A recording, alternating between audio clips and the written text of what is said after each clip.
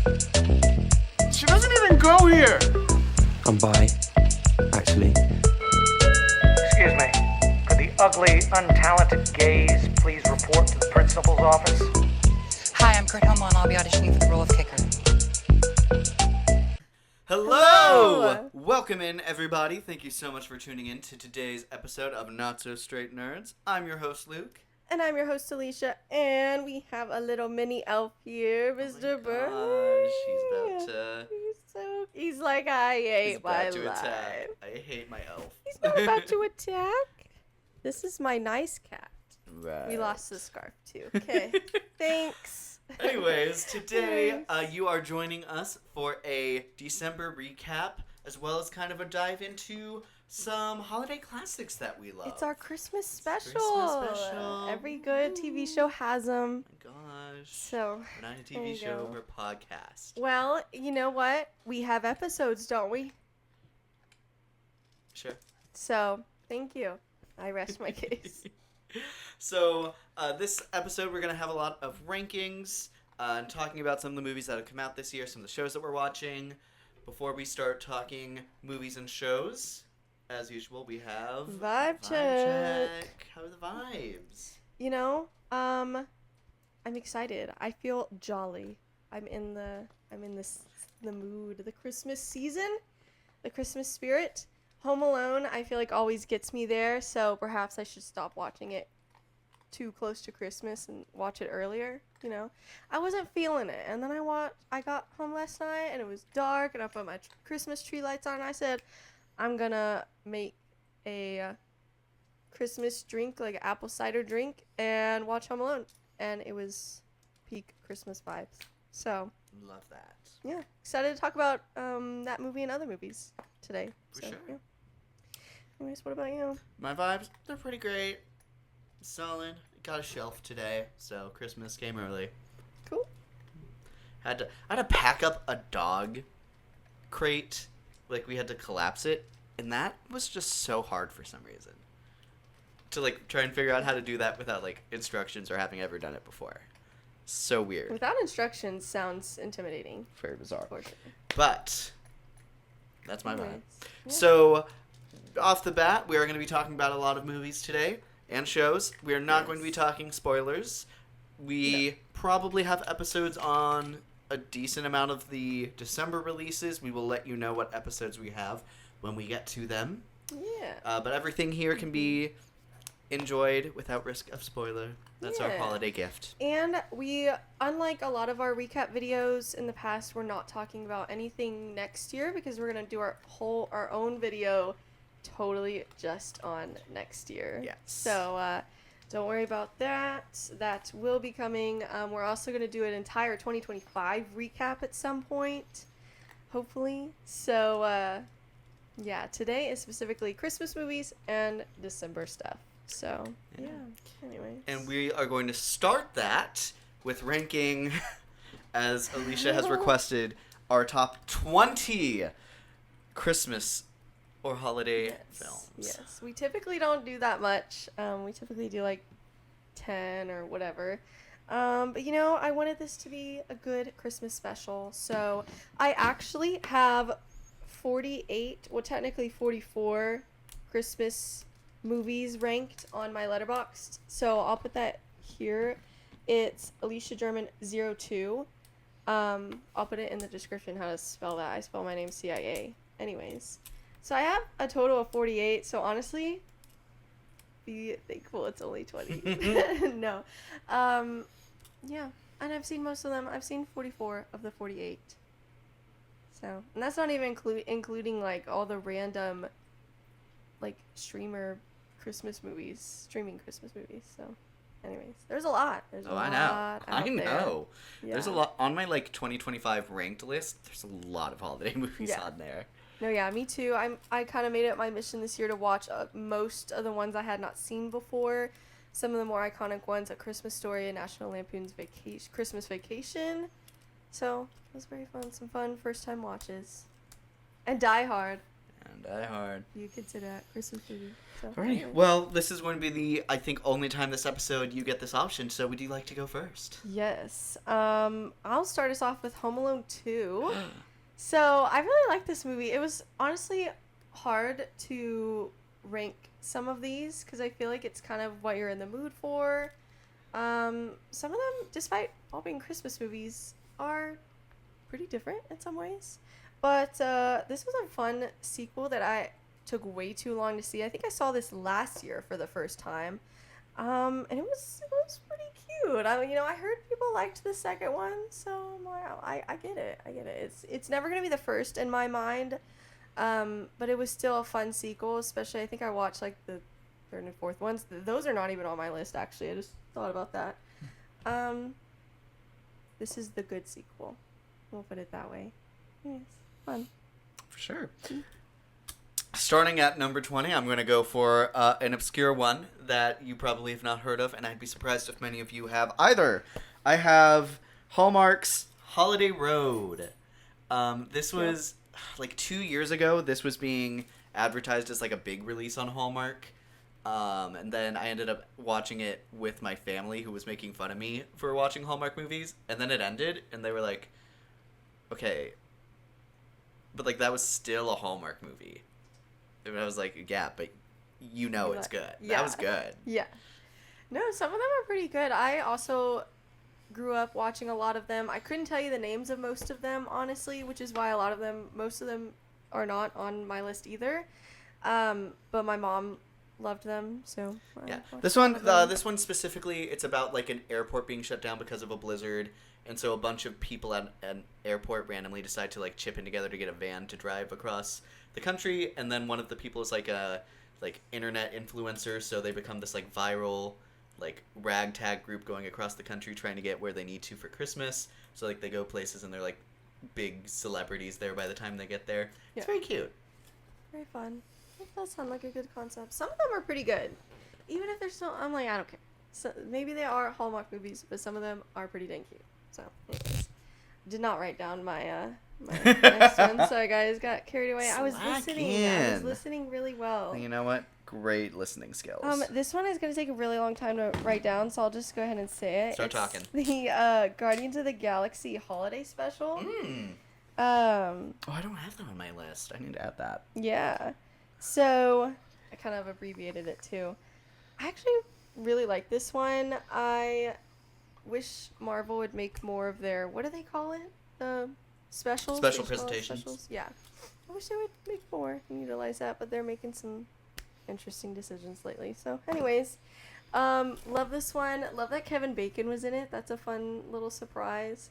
Not gonna say much more. I mean, it's been out for years, so I guess it wouldn't be a huge deal to talk some spoilers, Ooh, but I want to throw in, because it's not on my list, yeah.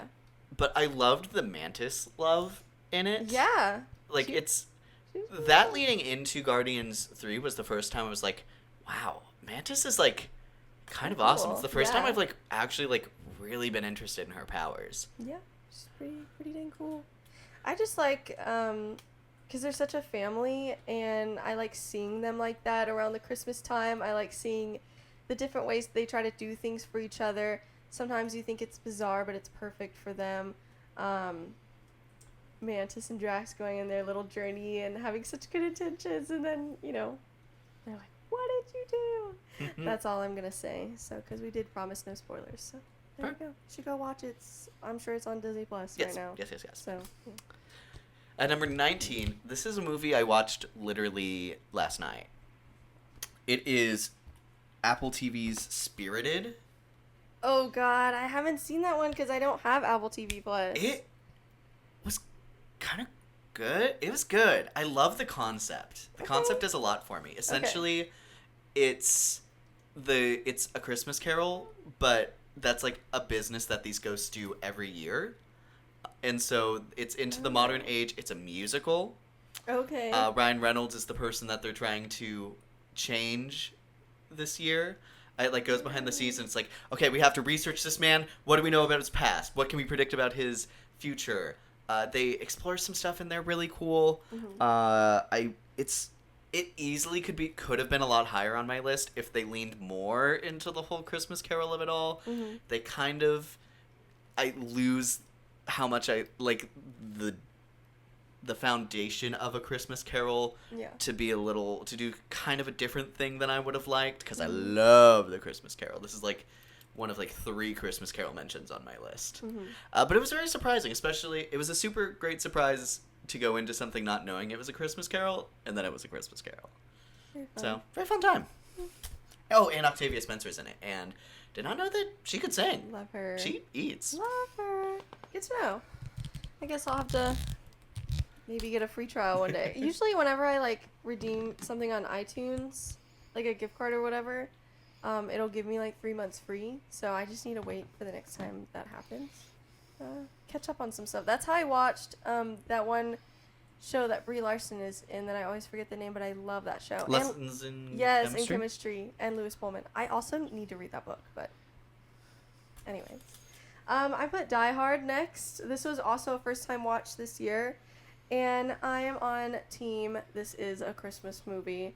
So, because I feel like, you know, the most important thing is that it's set at Christmas time and the plot is driven by Christmas time or whatever. And I feel And Macaulay like... Culkin recently came out saying that, like, it's not because it didn't need to be Christmas for the story to happen, unlike Home Alone, but it's like, okay, cool. Your parents could have gone on a summer vacation and left you here, and you could still have done a movie about that.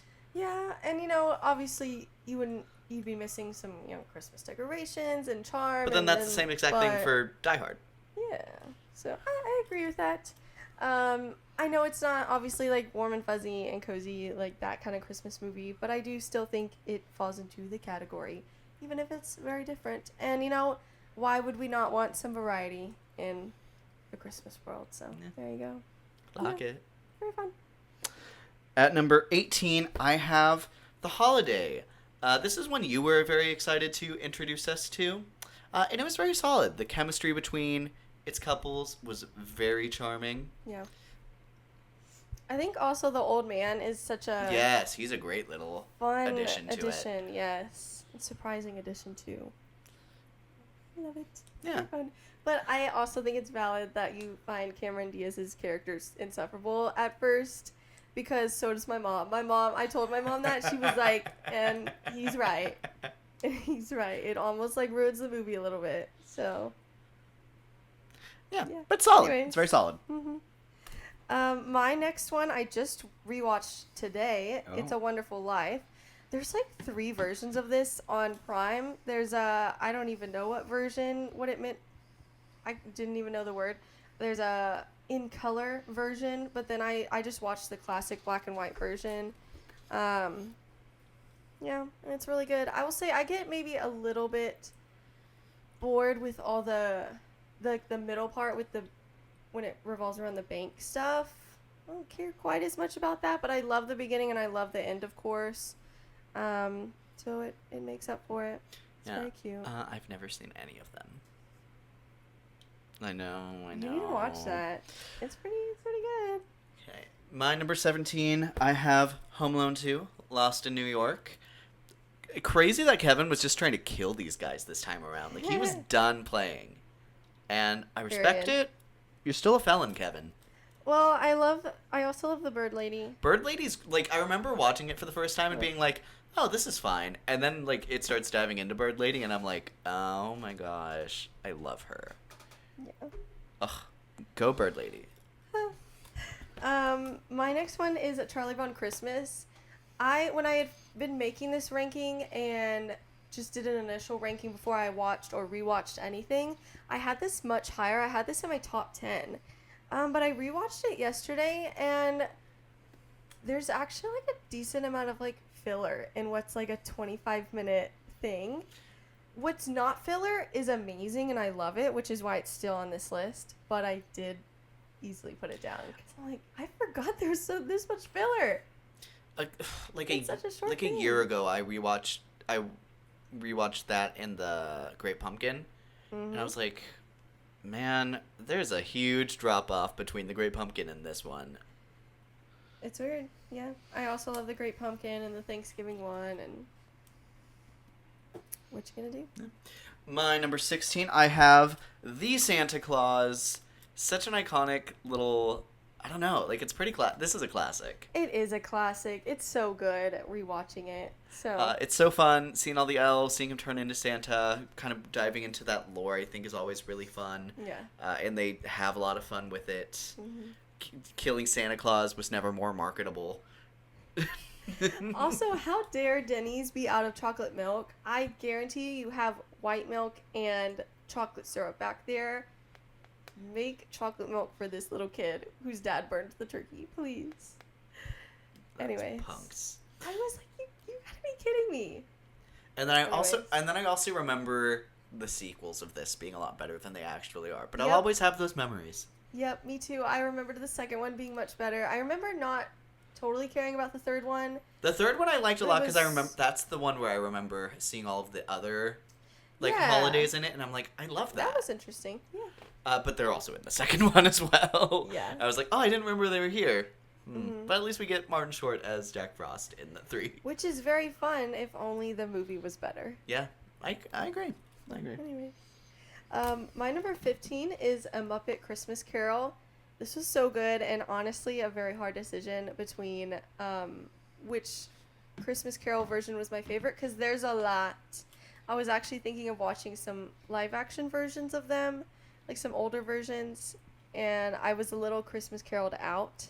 But I did watch 2 of what I would say are the best ones. So, there you go. I watched more than 2, but 2 of them were some of my favorites. So, yeah. And they were just as good on a rewatch. Nice. At my number 15, I have The Polar Express. Iconic yet terrifying. Yeah. Ugh. And then also in high school, people kept comparing me not to the kid you're thinking of. No, really? No, Not the- to the kid You know in what the kind of back. time this is? Yeah. Huh. When do you put on your ticket? Wait. No, they compared me to the kid like at the back of the train. That was just like, Christmas. I don't know. Wait, I kind of get it. Yeah, I don't know. I have layers. Well, it's like... I'm like, I promise you don't talk like that. But it is really funny to compare you to that kid, and nevertheless. So, I love that kid. He's so funny. Anyways. Yeah. Whenever they pull that guy's beard, it's terrifying, and that has been in my nightmares No. at some point in my life. I just get terrified of, like, the puppet part of the train. Also, Or so whatever, fair. Wherever they are. Terrifying. Next, again, this was a hard decision, but I did end up going with the 2009 Christmas Carol. It's also on Disney Plus. Which one's that? It's the animated, The animated one. With yeah. Tim Curry. Not Tim So Curry. good. Oh, I don't know who it is. Jim Carrey. Okay. Because I remember the commercial for that was starring Jim Carrey. Jim Carrey. Jim Carrey. I'm like, That's oh our my pitch. god. No, I don't know. Call me old fashioned, but I love how classic this feels, and I do love how fun the Muppet one is. I feel like on another given year. I mean, they're right next to each other, so they're very close. But I love it. Like, because I remember trying to watch this version as a kid and being terrified, so then my Oh. mom put on the It's scary. the Mickey one, the Mickey version. So yeah. Anyways, now I'm glad I can appreciate this one. Indeed. At my number 14, I have Miracle on 34th Street, 1994. I've yet to see the older one. Same. We just watched this year, or at least I watched this year, and it was pretty solid. It's very iconic. I wish maybe the parent Mom. put a little effort into like being a good mom or someone that you would want to engage to randomly out of the blue. Yeah. Like he at some point proposes to her, and I'm like, dude, why would you want to do this to yourself? No, she's pretty hard to like for a good portion of that movie. But after the proposal, it's After like that, it's a pretty fine. good switch. Yeah. Santa, great Santa casting. Yeah. I think the kid does great work here. Little Matilda. They make this movie. Yes. Yeah. I actually also like the lawyer. He also does Yeah. a lot for me as well. It's the few cast that like works really works. Yeah. Yeah. And then ultimately that last scene in the courtroom, it's really great. I almost wish we got to the courtroom stuff a little quicker. Mm-hmm. Like if that was maybe I more of agree. the. You know, upon rewatch, I did think it was taking longer to get to the courtroom stuff than I thought it was going to. My number 13. I would hope people would count this as a Christmas movie, but for some reason in my mind, I am almost hesitant. But it's in the name, and it's Nightmare Before Christmas. This is so. I mean, it's arguable. It's like unarguably more a Christmas movie than a Halloween movie. I don't know if I agree with that, but I view this as like a very good split Halloween and Christmas movie. Like you could thoroughly enjoy this in both holidays, which makes it so fun. So yeah, I really like this movie. I feel like it is hard though, because to me, I always find myself wanting to rewatch this around Halloween time. So maybe that's why it's lower on my Christmas list specifically, because I rated this like a 5 out of 5 stars. So maybe it's just hard because I always watch it around Halloween time. I mean, this year I even watched it in theaters. So, anyways. Yeah. Sure. At number 13, I have the original Home Alone. So solid. I love the cast. I love the goons in this movie. I think that they're such a fun little duo. The introduction of Catherine O'Hara, I think this is like the earliest work I've seen from her. Mm-hmm. And she kills that. She's so good at this I movie. do have kind of an added element of like, it's similar, I think, to Miracle on 34th Street, where I'm like, he's like, eventually starts feeling bad about the family, and I'm like, dude, I watched that like 5 minutes ago. Mhm. Like, you don't miss this. Like, they're kind of horrible. They are kind of horrible. Like, yeah. beyond the fact that they left their kid Mhm. at home on Christmas and left the country, like, dude, this family is like Which a they're mess. crazy. Yeah. I just always wondered though, because there's 15 people in the house, but there's not that many stockings, so I wonder like, I've always wondered about their family tree. Like, do they all really like full time live in that house? Because then why are there not that many stockings? And also, it's a huge house. Yeah. Like, I mean, they can live there full time, but I don't know. I was always curious about that. crazy. But Anyways. unfortunately, movie, you're not going to convince me that you miss that energy in your life. I can, because it's like an 8-year-old, and they have really short attention spans.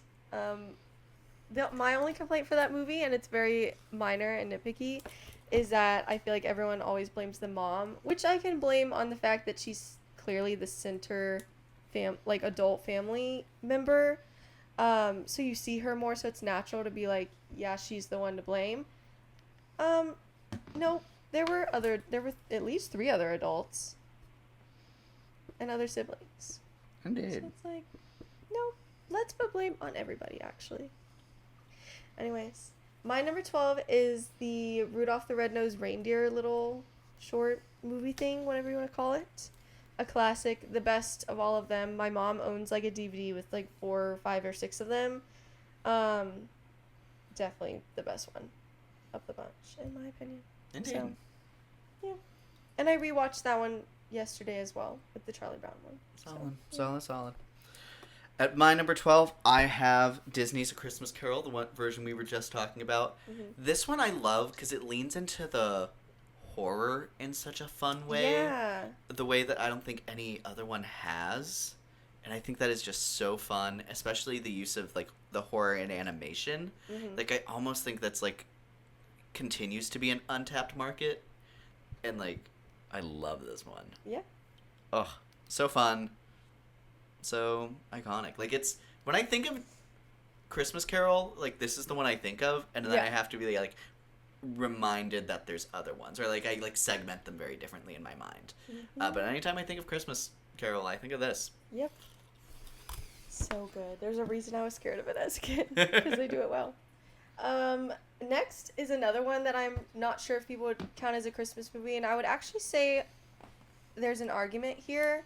nevertheless, I think it's close enough, and it's Rise of the Guardians. Because Santa is a main character in this movie, and at some point, the plot is driven by the kids not believing in him anymore. Yes, it's not always about that, so I can see that there's an argument there. A lot of the movie, it goes through, like, the Tooth Fairy, people not believing in her, and then the Easter Bunny, and then the thing happens with Sandman. So I understand, but it is set around Christmas, or partially around Christmas time, so I don't care. He's too cool. He's too cool of a Santa to not be on this list. I agree. You know? No, for sure. Anyways. My 11, I actually, in hindsight, don't know how much of a Christmas movie this is. This might be a sore sticking out, but it's so winter-coded. Right. Like this one. I have Edward Scissorhands. Oh. And, like, the snow coming down from the mountain because he's doing it after he fell in love and can't be with her. The score, Tim Burton. I'd have to I haven't rewatched that movie in forever, so I'd have to rewatch it before I give my stance on is that a Christmas movie. I feel like or it, not. like, kind of isn't, but it's very winter-coded. And you know what? It's my list. Fight me. Yeah, so that one won't be on my list because I didn't even consider that. So just To be fair, I did take a holiday list that was on Letterboxd and kind of moved around with that. So I think he might have snuck in here. But what can you do? Okay, so we're to my top 10, which is very exciting. I feel like this is a really solid top 10, so I'm excited. And we're starting off with a really good one, and that is Klaus, the Christmas movie that is on Netflix. You told me that this was good, and yet I still wasn't prepared for how much I was going to love this film. I almost, I know it wouldn't make sense, but I almost want more. I want more movies from this universe. And I know that... No, if it went into other holidays, like, in that animation style, I'd be very fascinated. Yes. So, I love the animation style, and I love the story. I think it was great. So glad I watched it for the first time this year. Yeah. Now, I maybe should have warned you. It took me a hot second to get into it, but, because, it leans in I think, a very interesting way. That I was very curious how it was going to, get to where it does. Yeah. But by the time it gets there, I'm, locked in. Yeah, me too.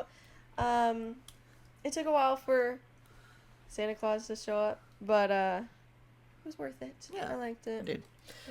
My number 10, I have Rudolph the Red-Nosed Reindeer. Such a classic. I was rewatching all of those old claymation specials, and this was the last one, and all of the other ones were so much worse than I remembered. So I was really scared to be like, come on, it's Rudolph. And then it was as good as I remembered it, and I was like, thank God. Yeah.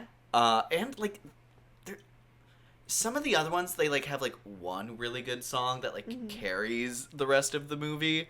This one, every single song was a banger. Yep. Every character was super purposeful and is iconic in their own way.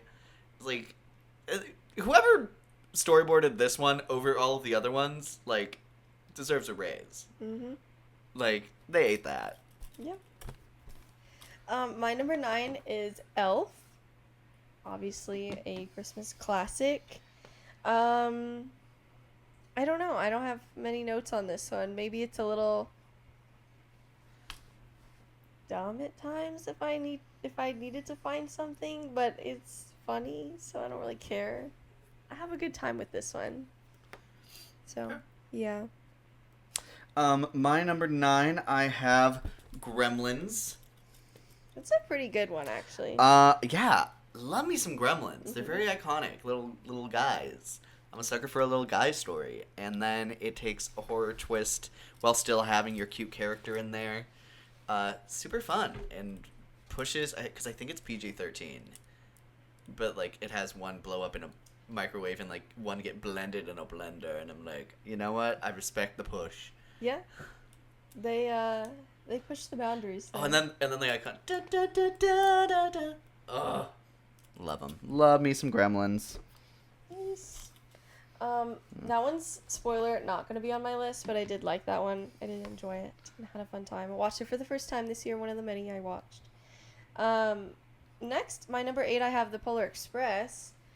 I love this one despite how creepy it is at times. I understand that people might not like this one because of the animation.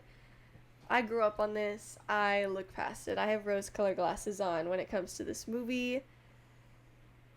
I don't know. I like it. It's fun.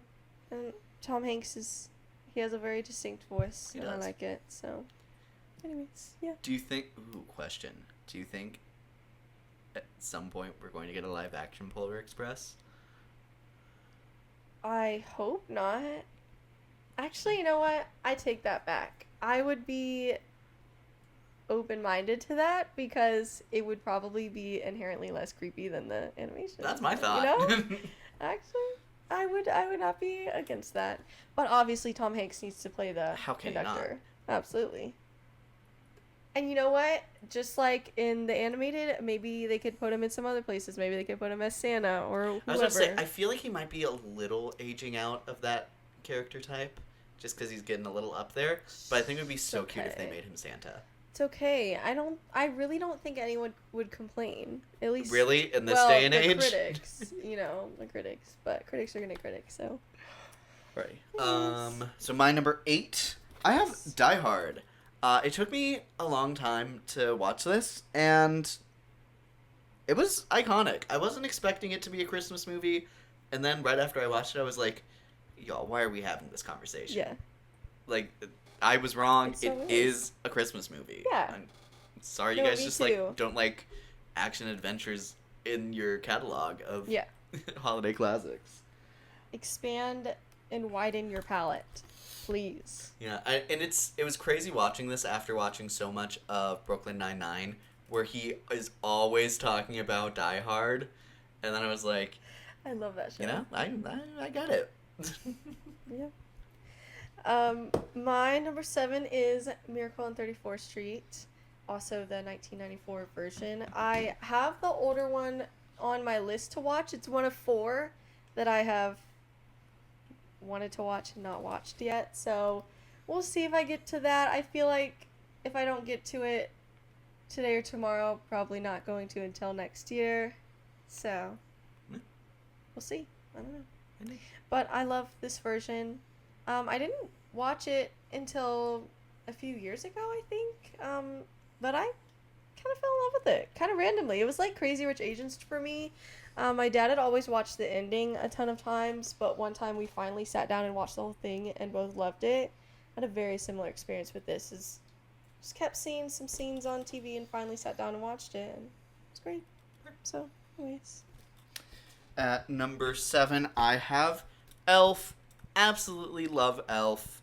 And I was thinking specifically this year about why I think some characters work for not understanding societal expectations and some do. I think Elf works for me heavily in the regard that your character that doesn't understand society expectations has to come from a place that had its own expectations. Mm-hmm.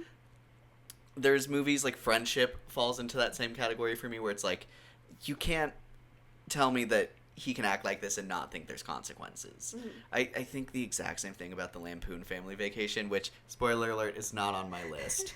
I'm like, Well, it's not on mine either. I you guess. can't convince me that, like, someone just being an insane person is funny, point blank, period. Mm-hmm. Like, you gotta work to get me there. If it's just, like, the character's thing, you gotta have them at least do funny things. No, another movie that's not on my list, but kind of that same vein, however, of the good side, where I agree with, or like can see where they're coming from, is the Noelle movie. Have you seen that? I've not. With Anna Kendrick. She is Santa Claus's daughter, hence her name, Noelle. So anytime she acts in society, she's always calling people naughty when they do mean things. And I think that's really funny. She wears, like, she goes to Arizona, and she's wearing, like, full Christmas gear because she's from the North Pole, and she refuses to take it off because she thinks that won't make her jolly anymore. And I think that's really funny. So it works for me. I'm like, yeah, that makes sense to me. You're from the North Pole, and, you know, your life and everything is different. So, yeah. Period. Not on my list though, but anyways. I have other problems with that film, but yeah. Next I put my number 6, the 2018 Grinch movie. Listen, my mom says this is the best version. I don't agree with that, but I can see why. I love this version. I just feel like it's a more obviously fleshed out version of the original in a way that's still funny and cozy and charming. Whereas the live action is a little intense sometimes. I feel like you need to know what you're getting into with that one. Be prepared to be a little depressed from a Christmas movie when watching the live action. This one, don't worry about it. You can watch with your kids and you can still have a good time. I don't know why. It just reminds me a lot of the Lorax, I guess. Well, it's animated by the same studio. Maybe, yeah. That's probably why. But anyways. Yeah. My number 6, I have Klaus. Yeah, I hate that it took me so long to like truly get sold on this movie. But truly, once it gets going, I like the animation. I think maybe was also a little jarring at the top, but then like I adore it by the time it gets moving. It's just so fun, and it takes turns that I think are super fun, exploring the start of Santa Claus, which I actually don't know if I've seen that before. But yeah, super fun. If you haven't watched it, it's on Netflix. Go watch it now. Yeah. My number 5 is the Santa Claus movie, a classic. I rewatched it this year and I was like, wow. With an E at the end? Is it really? Yeah, because it's the clause that makes him Santa. Whoops. Spelling is fun, kids. Spelling is important. No, I was quoting Taylor Swift. Anyways. Yeah. No, this spelling just looks wrong. I'm sorry, I'm distracted now. I have to take the E off. I'm sorry. I can be wrong, and I feel less anxiety looking at this now. Yeah, this movie was great. I loved it. A classic. I feel like maybe in a weird way, even though I've watched this a million times, it surprised me how much I still liked this movie. I don't know why it surprised me, but it did. Liked it a lot. It moved up my list, is what I'm saying. So. At my number 5, I have Ron Howard's How the Grinch Stole Christmas. The makeup, the sets, it is all just so impressive. I think it expands off of the first one in such a livable way. I think it feels very surprisingly real and relatable. I don't know. I just love how they bring Whoville to life. The architecture, the design, the shots. What's her name? Cindy Lou Who? No, it's Martha May? Yes, Martha May. Cindy, what I'm joking. Cindy Lou Who? I'm not beefing with Cindy Lou Who. I don't want to catch. I don't I'm want to catch sorry. smoke. If anyone should catch smoke, it's Martha May. But Hey, anyways. did you see that cannon she got? I love that scene. You know what? When she like She's puts a the lights complicated up. woman, and I appreciate complex female characters. So Yeah. don't be coming for Cindy Lou Who. Cindy Lou, who do you think you're talking to right No, now? actually. No, yeah, I will admit that the makeup is very iconic. For sure. I just wish maybe the Who's weren't that mean. But I can appreciate how different of a take it is. And I still like it. It's just, it doesn't make my list. So, anyways. You can look at my full list ranking on Letterboxd. So, speaking of Grinch, I have the other Grinch, the original, the 30-minute one, not even. A classic. I don't know. It's perfect because it's not long enough to really have room to mess anything up, but it fills its space well, unlike some other 30-minute versions of stuff like Charlie Brown. Yeah, it's a classic, and it inspired some good adaptations. So there you go. At number 4, I have Rise of the Guardians. He's such a different Santa Claus, but he's So fun. I think my favorite version of Santa Claus. He's so He's so fun. unique and so different from what you expect, but still has basically everything that's important to be Santa Claus. Mm-hmm. The way they bring the North Pole to life with the Yetis and the elves, the sled. They just encapsulate like the Christmas lore so well. This is like one of the biggest letdowns that we never saw this story continue. Yes. Like this, I can't Gosh. believe they looked at this and was like, yeah, we're done. Chris Pine, you have deserved so much better. With this and Dungeons and Dragons, it's a crime. My number 3 is The Holiday. I love this movie. I watched this for the first time a few years ago because it's one of my mom's favorites. Yeah, I get that Cameron Diaz is, a bit insufferable until maybe she gets to the cottage at least, and then it's fine-ish. But everyone Also, can we else talk is about how great. unhinged the idea of just randomly being like, let's just trade houses and not tell anyone in our lives that we're doing that? That's crazy behavior. Are you calling women crazy? No, I'm calling crazy women crazy. You heard him now, folks. You're about to be canceled. No, I think, women are not crazy enough, quite frankly. I support women's rights, and women are never wrong, so I can't support something that never happens. Yeah, I love this movie, and maybe they should have killed some more men in their lives. Or anyone. They didn't kill anyone. But they should have killed men in their lives. Did I watch the wrong movie? Yeah. That's all. Thank you. At number 3, I have The Holdovers. Oh, so good. Someone recently in front of me was like, yeah, I feel like they just don't make modern Christmas movies anymore. And I'm like, last year, The Holdovers. Shut up. Was it 2 years ago? I think so. Whatever. But still. This is an Oscar-winning movie, people. like, No, that's my next one, so I'll just go ahead and say it. expand the movies you're watching, because then you'll find the things that you're looking for, actually.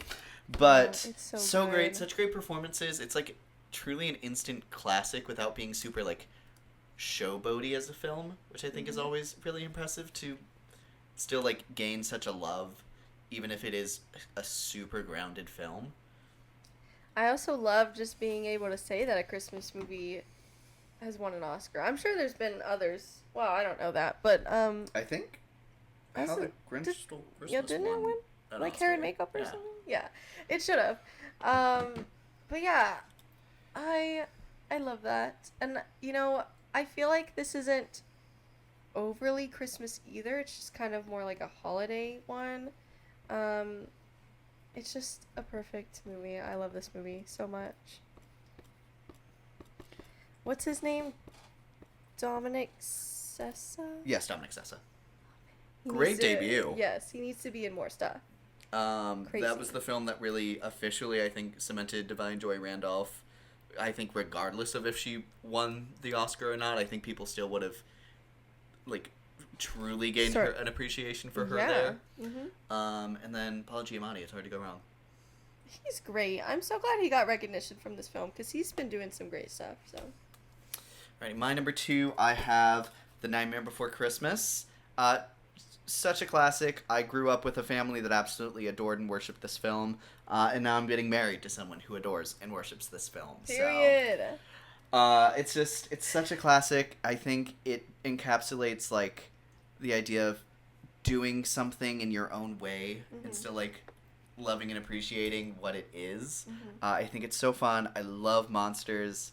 Growing up, monsters were always, like, my thing. Like, and it just is such, like, a perfect, like, oh, monsters and Christmas. This is what I want to watch, like, every day at Christmas time. Yeah. So, absolutely love it. And the songs! Oh, Yeah. so iconic.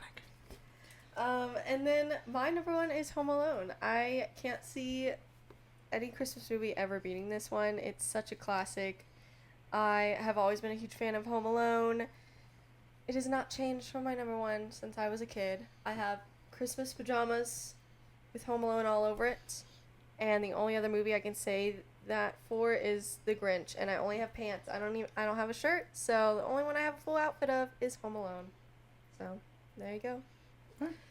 maybe the single best kid actor casting ever. It would be up there. I'd have to think. That would actually be really fun if we ever did a ranking on that, like best kid casting. That would be a very fun list. Clocking that for later. Anyways. My number one Christmas movie, my favorite, is The Muppets Christmas Carol. Love me some Muppets. Love me the Christmas Carol. Just like Nightmare Before Christmas, it brings the two together, and it's just so peak. It specifically, I think, of the Muppet movies, does the best at like having a real actor acting alongside Muppets. And Great casting for who they chose too. Michael Caine kills that role. And then like just how seriously he takes all of these Muppet characters, I think is so charming. The songs I absolutely adore as well. It's such a fun.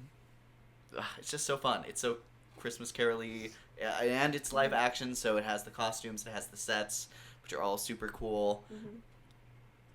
It's just so fun. Love it. Yeah. My aunt loves this one a lot. I was talking about all the Christmas movies I had been watching. She's like, "Did you see the Muppet Christmas Carol?" Yes. Yes, I did. It was so good. Period. Alrighty, so what's next on our agenda? Is that... New releases Oh for my December. God. I have 9. Luke has 12, so he's going to go ahead and do... Do I have 12? I think I Do you? have... Or 11? 11. Yes, I have 11. My bad. Okay. I do think it's important to mention that there are some movies that are releasing on Christmas. Yes. We're filming this before those come out. In order to... Because it's a Christmas special, so we want it to come out before Christmas. Yes. But while I'm kind of getting my list set up, do you mind maybe running through those movies that haven't made our list? Yeah. Or won't be able to make our list? Yes. So, those include The Testament of Anne Lee, which I can't find that coming out anywhere, so that's interesting. Must be, like, really, really limited. It might be one of those that's only releasing in, like, LA and New York. Which sucks. I hate when movies do that. But, anyways, I'm excited to see that one when it comes out, because it's a little bit controversial, I guess. Kind of like Die My Love. Like, some people really hate it, so... I don't know. Interesting. I'm interested to see it and form my own opinion whenever. Sam Amanda Seyfried did possibly another can. musical, though. Sounds like a... I love her. She does great work. Like, The Housemaid was so much better solely because of her. So, Indeed. anyways. And then we have Anaconda, which we will be able to see no matter what. So, we haven't watched the original. We're hoping to watch that today as the day we're recording this. So, by the time this comes out, we will have hopefully seen the original, and then we'll see the new one. Hopefully it's better than the trailers. And then... Anyways. Is Song Sung Blue as well, right? Did we Yes, mention Song that? Sung Blue and Marty Supreme are ones that we're hoping to see this weekend. Hopefully we get to that. We shall see. I'm very excited for at least Marty Supreme. Song Sung Blue looks cute and sad in parts. You know, I think it's like... I'm excited to see those two actors. I think Yes. they're such fun actors. I would say they're kind of like very similar caliber for me. Mhm. Where like they could be anywhere. I'm gonna be super excited to see them. Yeah, I agree. And I think because of the more commercial stuff they do, people kind of overlook just I think how talented they are. Yeah, I agree. And then of course Marty Supreme is having like a huge run right now. I'm honestly surprised with how much they're advertising it that they're not getting a super wide release. But hopefully we still get to see it. I hope so too. It would be a it's really huge good. thing to not see, especially when talking about like the award season. Yeah. I feel like by the time we watch that and like add that to our list of like what we would nominate and what would win, I feel like that could be a shakeup. Good. Because So- right now I have like either I predict that Leonardo DiCaprio is like the lead right now. But Timothée Chalamet always comes into the game. So we'll see. We'll see. Indeed. Alrighty, so I'm starting with my first two. Oh, and then right? when we rank our shows, it's not Christmas, so we haven't seen Stranger Things yet, the volume 2, so that won't be on our lists. Yes. But we did make a video about volume 1, so if you're interested in our thoughts on that. go see that. Anyways. Right, you have 9? Yes. Okay, so I have to get my first 2. Yeah. Okay, so at number 11, my least favorite release of this month has been Troll 2 on Netflix. I believe it is a Swedish film. It's a Norwegian, because that's where the trolls are. And basically, it's a sequel to Troll from 2022, where turns out all mythology on trolls were correct, and they're these giant beings that have been hibernating in the mountains. Both movies, they wake up because they're like trying to burrow through it, and then it's like, hey, I'm here, I'm angry now, rawr. And both Okay. are really. I don't know if it's possible that there's just like a disconnect between the language barrier, but it feels like the characters are just so like useless and dumb, considering you're like dealing with the country's like leader, like their president and their prime minister and whatever. Yeah.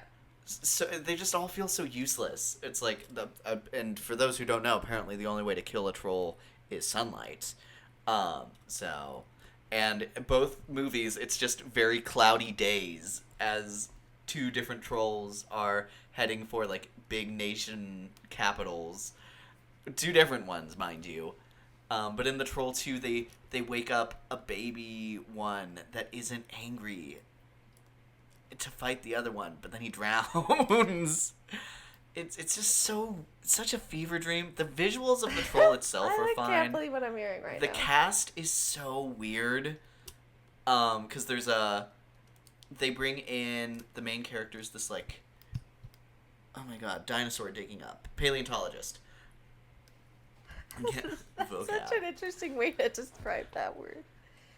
That's their job. I guess. They dig up bones. But they bring her in the first movie, and then her dad also happens to be someone who's studied troll history.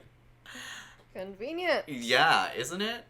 And then between the 2 movies, they're like, yeah, she's crazy for believing in trolls.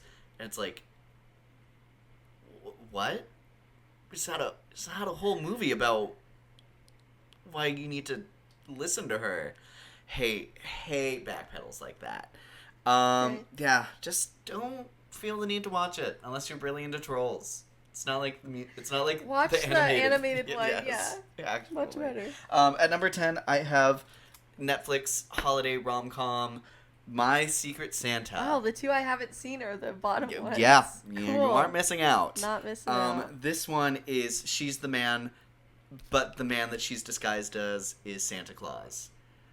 So the guy likes the girl, but then is also like high-key flirting with Santa Claus, working at his Santa ski resort that he Buddy. runs. There's No, lore behind that. Anyways. it's very weird. Hmm. And then they make such a big deal when it's like, oh my god, our Santa's a woman? And then it's like, shut up.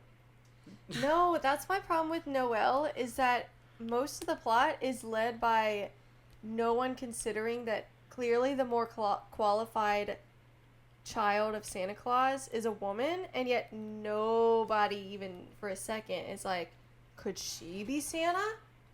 And that pisses me off, because you're too modern of a movie to not even have a character consider that. It's one thing to be misogynistic, it's another to not even be in the conversation. And you might be Anyways. wondering, is there a scene where both her and Santa Claus are required to go to the same Christmas party? Of course. Yes, and they switch in the bathroom. Of course. But also what drives Cool. me crazy is her voice doesn't even sound that much like Santa Claus. She's like, I'm Santa Claus! Oh no. And it's like- oh no. And then when she starts, she's like, what do you want? A pony. Oh, do you have a stable? Do you know what horses eat? I'm gonna get you books so that you can be well-read, because your parents can afford that. Like, she says that to children. No. She's like, oh, I know your parents. I'm gonna get you some swim shoes. No way. It's crazy.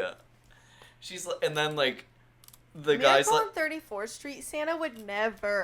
and the guy, Ever. the love interest who owns the ski resort comes up and is like, "Hey, Santa. By the way, her alias is Hugh Man. Hey, Hugh. You need to like stop calling children's parents poor." And she's like, "I'm sorry. Have you been a mother?"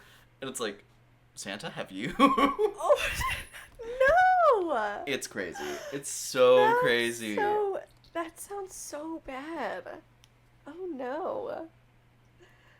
Okay. Anyways, your turn. My number 9 is SpongeBob Search for SquarePants.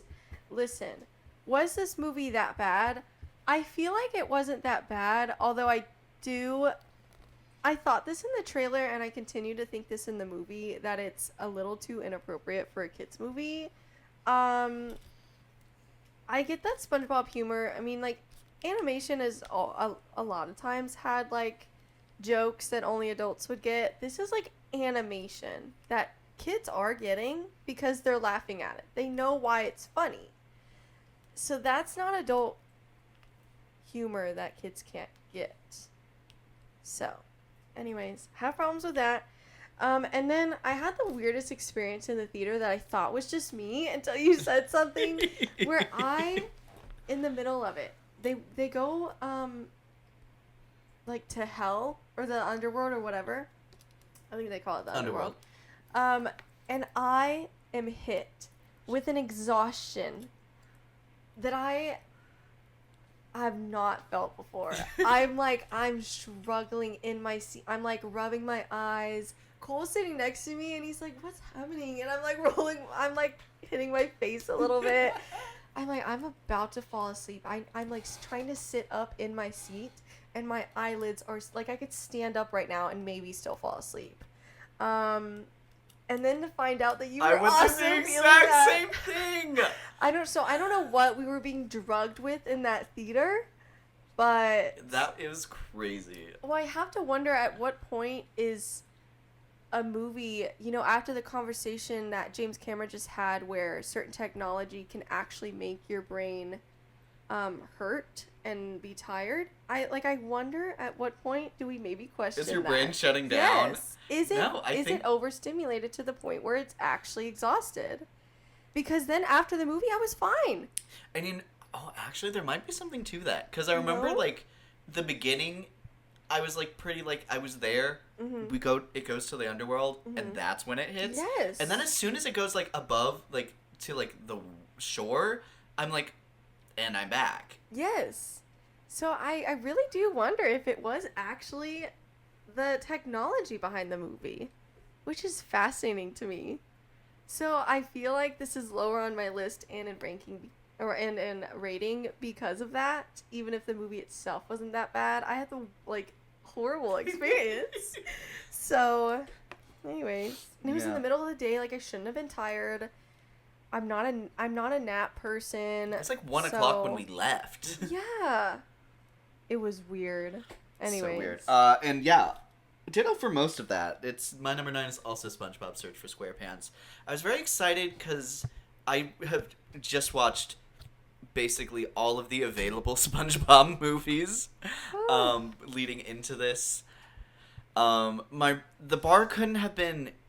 The bar was set really low with the Sandy Cheeks movie they added on Netflix a couple years back. Oh my god. It's insane that people thought that was okay to like release. And then this year they did a Plankton movie, which actually was kind of a highlight among the SpongeBob movies, I thought. Sure. So I had very opposite spectrums right before going into this. And it is somewhere in between them. And critics said it was better than Avatar, And- so Oh my gosh. crazy statement. And I like the Flying Dutchman. He's a character who hasn't been in any of these movies yet. I think there is something charming about the animation style. It changes a little bit between a couple of movies that try to do this like 3D animation. This is certainly one of them. I don't know. Yeah, everything is fine beyond that. I do love and appreciate though how the Ninja Turtle segment that they had Yes. before A little short. heavily criticized AI. I actually thought it was going in an opposite direction at first when they were like, well, I asked ChatGPT, and I was like, oh no. But then the whole thing was that AI is bad, and you know, I appreciate that. Anyway. Indeed, that was a great short. Yeah. Like, if anything was worth seeing that movie, it was for that. Which is interesting because we said the same thing about this SpongeBob short before the Smurfs. That's You're kinda so funny. right. Mhm. Ugh. Anyways. Okay. Next I have Five Nights at Freddy's 2. You know, we made a whole video on this, so I'm not going to talk a whole lot on this. But, it's not as good as the first one. But I also am not into the lore, like, at all. I'm not knowledgeable in the lore. So, some things that might have increased my excitement, you know, didn't do anything for me. I also feel like the ending was bizarre, but I would still continue to watch. It's fun enough, even if the script is kind of weak at parts, where I would keep watching as many movies as they made. I have a fun time. The show and the audience has fun, and you know, I like it. They're not too obnoxious, even if it's a little cringy sometimes when other people clap for stuff. I have to remind myself that I have clapped for stuff, so to not judge. So I'm glad they have fun. Anyways. Sure. My number 8, I have Prime's Oh What Fun. Putting this below Merv. Yeah. I don't know. I feel like it has such a great cast, and they're like all giving their worst performance. Dang. Oddly enough. It's very weird, especially like she went through so much work to get the tickets, and then she gets left at home. But then, unlike Home Alone, the movie it's very clearly trying to copy, Yeah. she leaves in her car. You know, the vehicle that can get her anywhere she wants to be.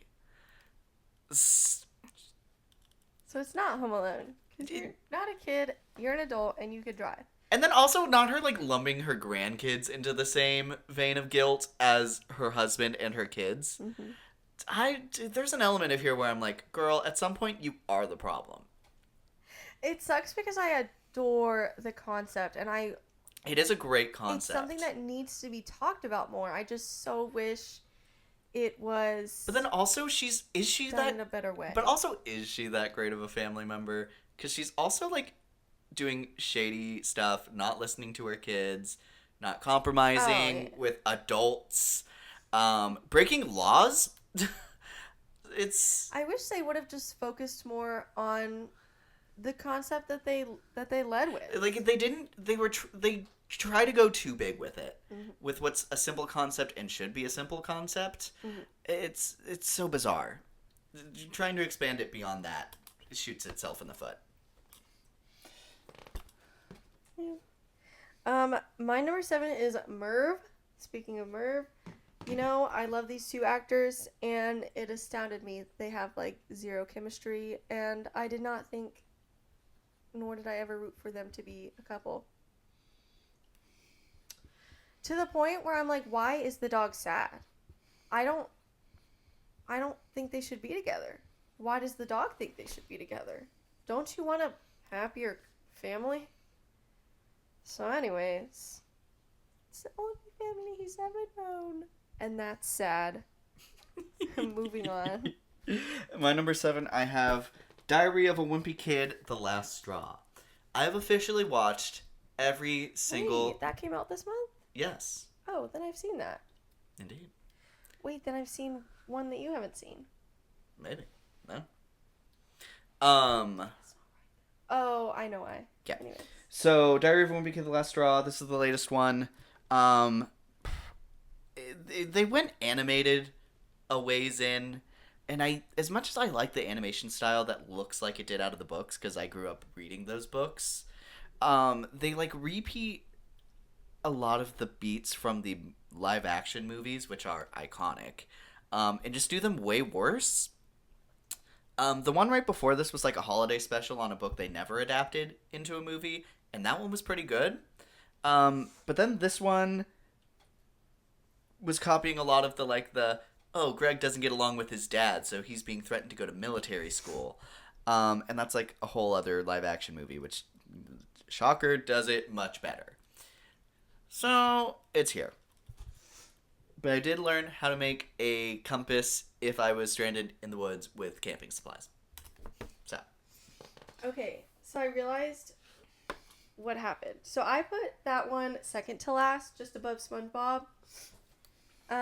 Because the reason our lists are off is because I counted Jay Kelly as a release from this month because it released on Netflix December 5th.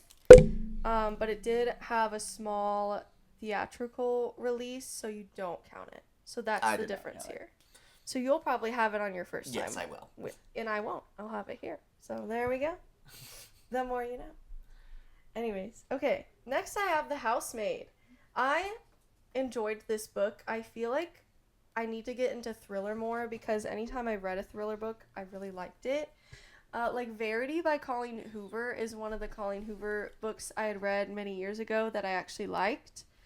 And that one's thriller, and that one's coming out next year with Anne Hathaway. So I'm excited for that because I like Anne Hathaway and I liked that story enough. I don't remember it a whole lot, so it's, I think, still going to be shocking to me whatever happens. This one I did remember, but I still liked how they did the twist. They tweaked the ending a little bit to kind of tease the other books, which I liked, and potential movies, if they ever do adaptations with that, probably not. You know, and like I said earlier, the two of the three leads are really good, and then there's Sydney Sweeney. And she's mostly really bad. I did love her line delivery of, I can love gravy. She ate that. I will say she ate that. I'll give it to her. But nothing else. Yeah, nothing else. So, nice. Mediocre movie. At my number 6, I have Merv. And maybe I just love Charlie Cox getting work. I will say so far, Fair. these last 3 are all the same score. So it's just kind of like, which one did I enjoy getting through the more? Yeah. And spoiler alert, my next one also has the same exact score as all of these. That's funny. And we're halfway through the list. So what does that say about December? My number 5 is Ella McKay. This is one we didn't think we were gonna get to watch, but we did, and I'm glad that we did. It was a cute movie. It was a little weird because same with the trailer. I'm like, why should I care about this person that much? And I still kind of feel like that. I'm like, yeah, she's a good person, but it's, I don't know. Sometimes it's weird when movies are like, Ella McKay, this person you don't know anything about, but she's obviously cool and important enough, and you're not in the loop, and that's our movie title. So it's a choice. But I did like the movie. It was cute overall. I don't know. I was with the vibe, even if the vibe was a little weird sometimes. So, yeah. My number 5, I have The Housemaid. I love the idea of the story. I think Amanda Seyfried kills her role here. Yeah, she has great work. What's the here. male actor's name? It's like Brandon. I don't know how to say his last name. He has a cool last name, and I can't. He pronounce continues to be on a high. He does. He's a very talented, older up and coming actor. Mm-hmm. I'll always really enjoy seeing him pop up places. And I think him and Amanda, bounce off of each other in very interesting ways. Mm-hmm. And ultimately, I did enjoy this movie more than I thought I would. Yeah. I think that is, if it had a main character who actually reacted to things physically that were happening to and around her, I think this easily could have been a pretty standout movie for it, if not the month, for the I agree. season. Yeah. I'm one of those people that don't want 2 Batmans in the DC, but if we have to get one, if we don't have a choice in that, I feel like he's been my favorite fan casting thus far. I don't think he's bad. one at all? I'd be open to it more than some of the other castings I've seen. Again, would rather not have a second one, but no, not up to me. So, my next one is Oh What Fun. I think I'll openly admit that I'm rating this higher solely because of its great concept, but I will also boldly admit that this was a letdown overall. God, I just wish the concept was better because I do think it's something that should be talked about more, whether it's, Christmas or any holiday, really. You knocked my marker off. I'm sorry. It's okay. Yeah. Your turn. Yay! At my number 4, I have Ella McKay. This was... It wasn't what I was hoping it wasn't as strong as I was hoping it would be. Yeah. I will say, I think her performance is fun. I think the narrator is really fun, and then, oh my god, why am I blanking? Jamie Lee Curtis as her funny. aunt. Mm-hmm. Oh, she does great work here again. This and Freakier Friday were like, I loved her performances in those. She's a great Killing working it. actress who eventually got recognized. Like, she's been doing stuff like this for a long time. Yeah, she got recognized for the wrong movie, but Indeed. yeah. God, and I adore her work, and that is still insane. I still think it's insane that she was nominated. But I still enjoy her work so much. Yeah. What else is there to say? I feel like all of...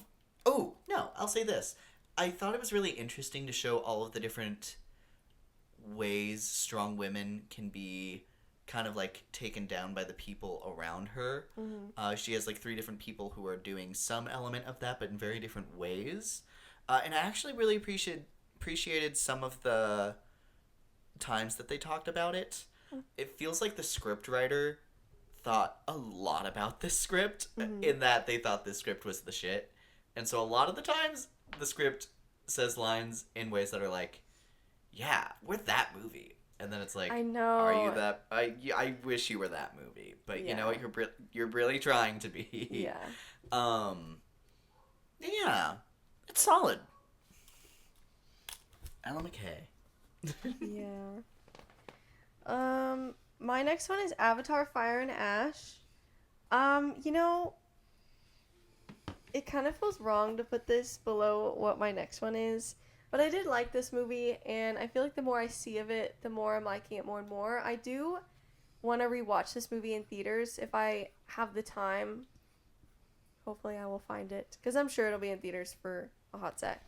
So, we shall see. I would like to know how my mind changes about it upon a rewatch.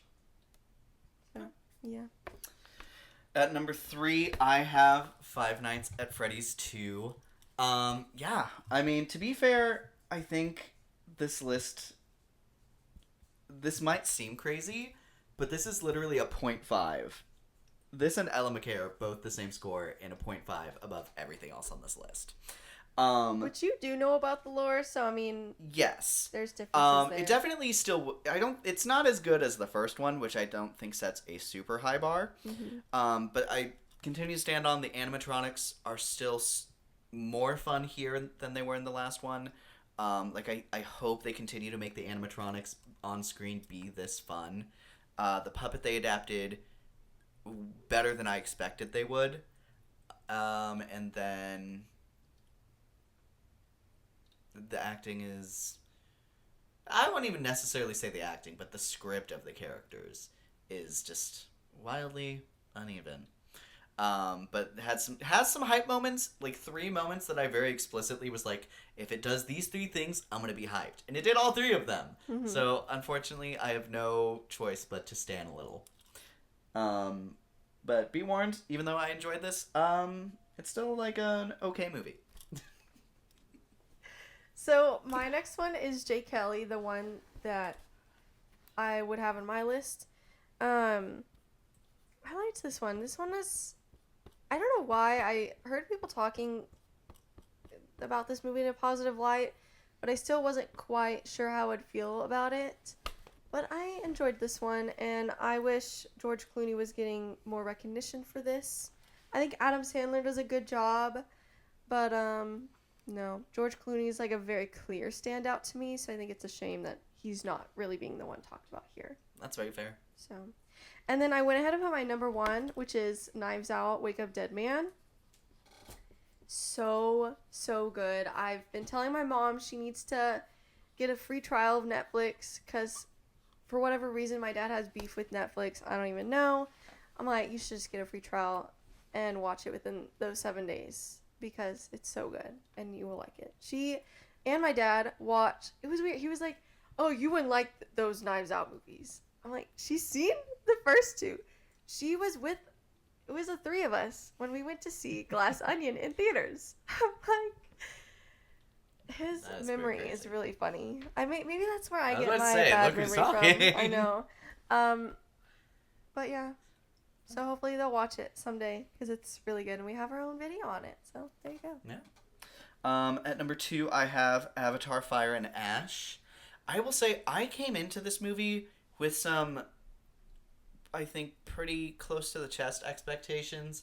I was hopeful, but I was prepared to not like it notably as much as the other 2. And it exceeded those expectations. I very greatly enjoyed this movie.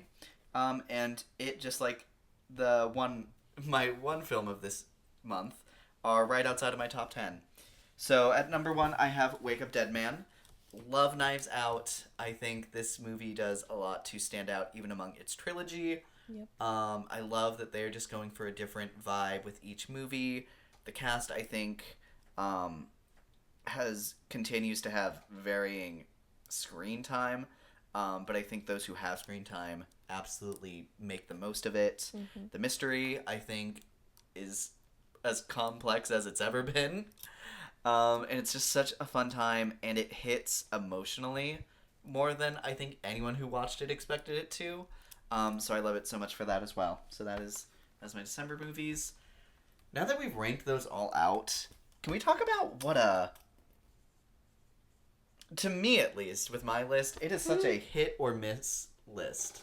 Of movies this month. It's been an interesting month. Not a great one, but those top movies are good. Yeah, Really fun.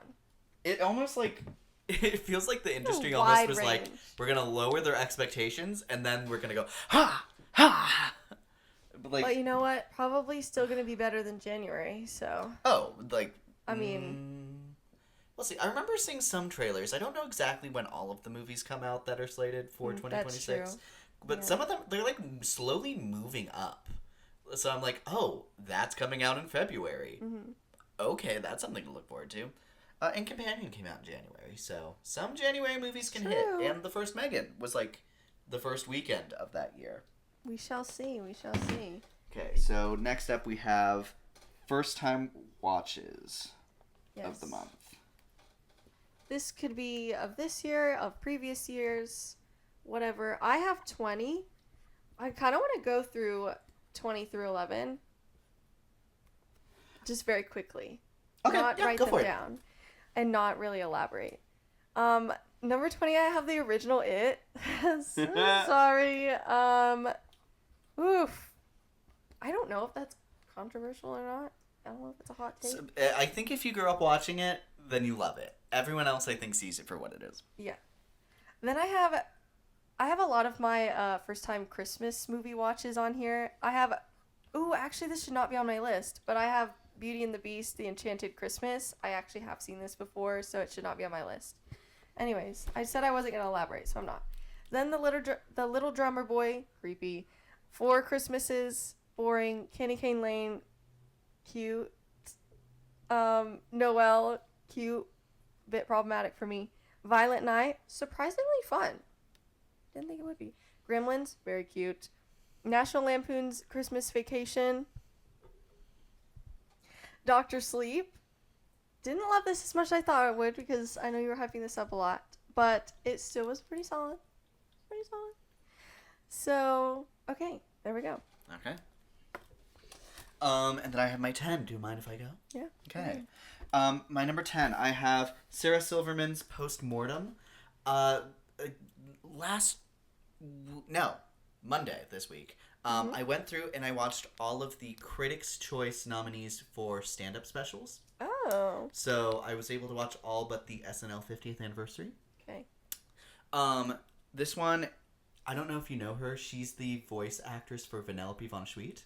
Oh. She's charming. She looks great for her age. She she randomly drops that she's like 50, and I'm like, girl, Dang. you look great. Mm-hmm.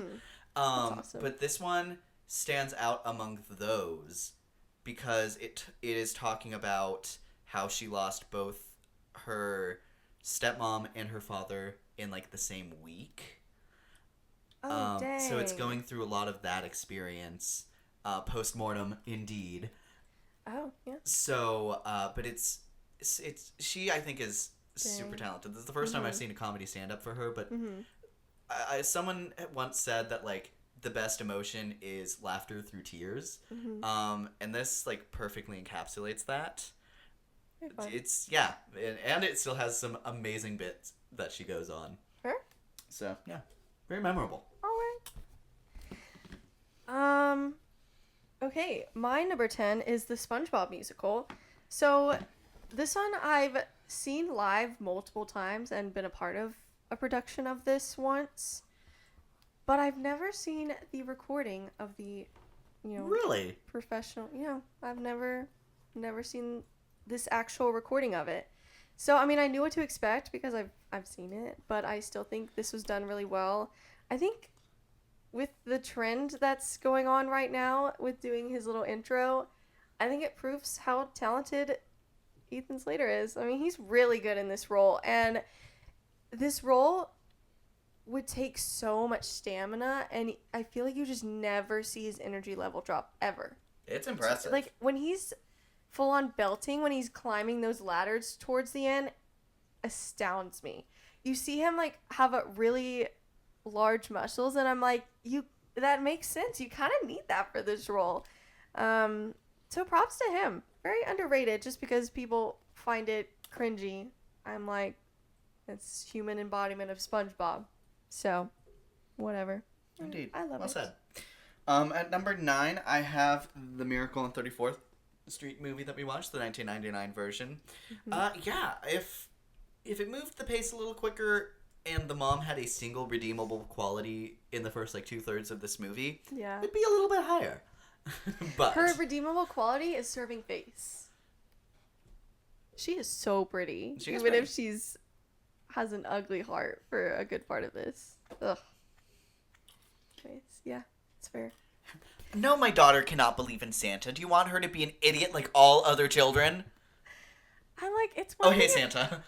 I know. I don't know what her. And another part of problem that is like, what do you mean so many people don't believe in Santa in a world where Santa exists? Who do they think is bringing the presents? Yeah. No, I feel like that was like the Polar Express for me too. It's like, how did you get that bell? Santa's not real. You're like, I don't know, guys. Anyways, then I have Eternity. I'm so glad I got to watch this in theaters. Didn't think I was going to. Was adorable. Even if I felt like, even in the trailers, the choice was obvious. The internet disagreed with me. But she still picked the person I wanted her to pick, so who's laughing now? You tell them. There you go. Right, at number 8, this one was a big one for my... maybe not a big one, but I watched this as a kid, and I just rewatched it in my Diary of a Wimpy Kid series whole thing. And it is even better than I remembered it being. This is the second one, Roderick Rules Diary of a Wimpy Kid, the live action. So great. And I feel like it like perfectly encapsulates what it's like to have an older brother. It's really cool. And I think it's better than the original. I think you'd really like it. I know, I need to watch it. Especially because I really like Roderick. Yes, so. he's great here. Mhm. I think the entire cast is at their best in this one. Yeah, so great, so fun, iconic. My Roderick. # my Roderick. Poor guy. I, on my number 8, put the SpongeBob movie, the first one that came out. I think, there's a clear reason that... Which I haven't seen any of the others other than the one that just came out. So I can't really talk about, the highs and lows of that. But this one was really good, and I can see why so many people say it's the best. Yeah. Well very said. good. Alrighty, I told you that I had watched all of the comedy specials that were nominated for Critics' Choice. My favorite of them was Mark Maron's Panicked. He has such an interesting way of delivering lines. He's a bit of an older gentleman, so I'm thinking around like 50s to like early 60s. He talks about a lot of things. He keeps making the joke that... but anyways, let's go on to a lighter topic. Remember the fires burning down Los Angeles and all of the homes? Oh my God. And he gets much darker than that. But he still like looks at it in such like interesting ways and still manages to like find humor in them. He off the bat looks at the approach into modern fascism in a very funny and I think very real way. He's, I don't know, he looks at things in such an interesting way. And something you might find some appreciation in. His last story that he tells is about how he passed out on a hike while listening to the Midnight's album, with the idea of, I don't really get why people are so into Taylor Swift, but let me see if I can figure it out. And that then, Midnight's album is so underrated. And he's like, fine, these are fine. They're not for me, but I get it. And then Bigger Than the Whole Sky plays on, and that he puts it on repeat, and he's like crying as he walks. No. And that's when he passes out too. No, I don't even listen to a few of her songs because they're too sad, and that is one of them. No, Anyways. I am going to keep an eye out for this guy because he's so fun, and he's a cat guy. He talks about how he had to get his cats out of like when his house, he didn't understand how the app worked, so he was like, the colors were just glowing. And the guy who was supposed to be painting my house was like, it's fine. And then he went outside and was like, later. It was like, I have 3 cats, I have 1 carrier, and I now know I can put any cat into any box. It's such a roller If I had to coaster. put my 2 cats in the same carrier, they might kill each other. Or more rather, Roxy would kill him, but... poor No, guy. it is so funny. Oh no. Oh, just such good comedy, and it's like almost like it comes off like just easy storytelling to him, and with the amount That's of work great. goes into good comedy. Yeah. Oh my gosh, I'm rooting for him for that award. He's my favorite of them all. My number 7 is Hedda. This was so fun. I had heard good things about it. Tessa Thompson is getting some recognition right now in the awards conversation, and I think rightfully so. Yeah, this was a pretty solid movie. I had a good time with it. I don't know, it's kind of like a fever dream, which is probably, what she would want it to feel like. So, there you go. Indeed. Very fun. At number 6, I also have the SpongeBob SquarePants movie. Another one. This one was iconic to my childhood. Literally, the opening, like logo, going into it. I like remembered that from my childhood. It was like, and I'm like, oh my god, my heart. But yeah, no, it ages so perfectly. The jokes I feel like are all like land really well, even outside of just like kids animation. Yeah. I specifically love one of my favorite bits that I think encapsulates why I like this movie so much is like it kept having the bit that anytime someone talked about Plankton's fingers, it would cut to him immediately and he'd be like looking at them like and I love the physical gag in animation. The evil plot with like the bucket helmets. I like that was a perfect villain plan to me as a kid growing up. And I fear I still have no notes. Really good. Such a fun time, such peak SpongeBob. So technically 2 movies on your list you have seen before. Okay, well, but this movie I have not seen in like at least 15 years. Fair enough, 15? fair enough. Yeah. My next movie I had on my Christmas list, and it is Die Hard. So it made its way over here as well. It's a very, very fun watch, and I already kind of want to rewatch it, which is interesting for me. I usually don't want to do that. So, anyways, I'm not a huge movie rewatcher. Yeah, there we go. At number 5, I have The Perfect Neighbor. This was on my list also, I believe, from Critics' Choice, but I think it's also in the Oscars short list that was released. I think so, yeah. For Documentary. documentary. Documentary. I went into that with weird Oh, sayings. no. Yeah, we both are not documentary watchers. Documentary. Watchers. Oh my gosh, I'm embarrassed. But no, this one, I think it's edited, I think, super well to elicit a lot of very strong emotions. I think it even just like at perfectly timed too. I think it's a very important Documentary. I'm scared to say it now. It's a very important film, and Documentary. I think I think any other nominees that we watch are gonna have. This is like the one to beat, I would think. Yeah, think set it's- the bar high. I mean, I don't watch a lot of documentaries either, but The last one I had watched was Our Father on Netflix, where it talks about there was someone who worked at a fertility clinic who was unknowingly giving his I've seed heard to a about bunch that. of women, and a bunch Mhm. of people were like hopping on Ancestry and meeting each other, realizing that they're all siblings. Mhm. And it was like 90 people. that's crazy. Well, okay. Yeah, that's the closest thing I have to go off. And now to something more light topic. Did I say that right? Maybe, but I'm not saying documentary right either. Documentary. Yeah. Okay, so for Marty Supreme, I think you say his name Josh Shafty. That's the director for Marty Supreme. So I watched some of his other movies too, to be exact. Two of the ones I had heard of. I had thought I had heard of Daddy Longlegs, but then nobody I know has seen that. So I'm like, and then it's not like movie length. So I'm like, am I crazy? So I don't know if I've heard of that one. That's not one of the ones I've seen. I saw Good Time. This has Robert Pattinson in it. Let's just say the two that I watched gave me hella anxiety. So much anxiety. So I'm a little scared for Marty Supreme.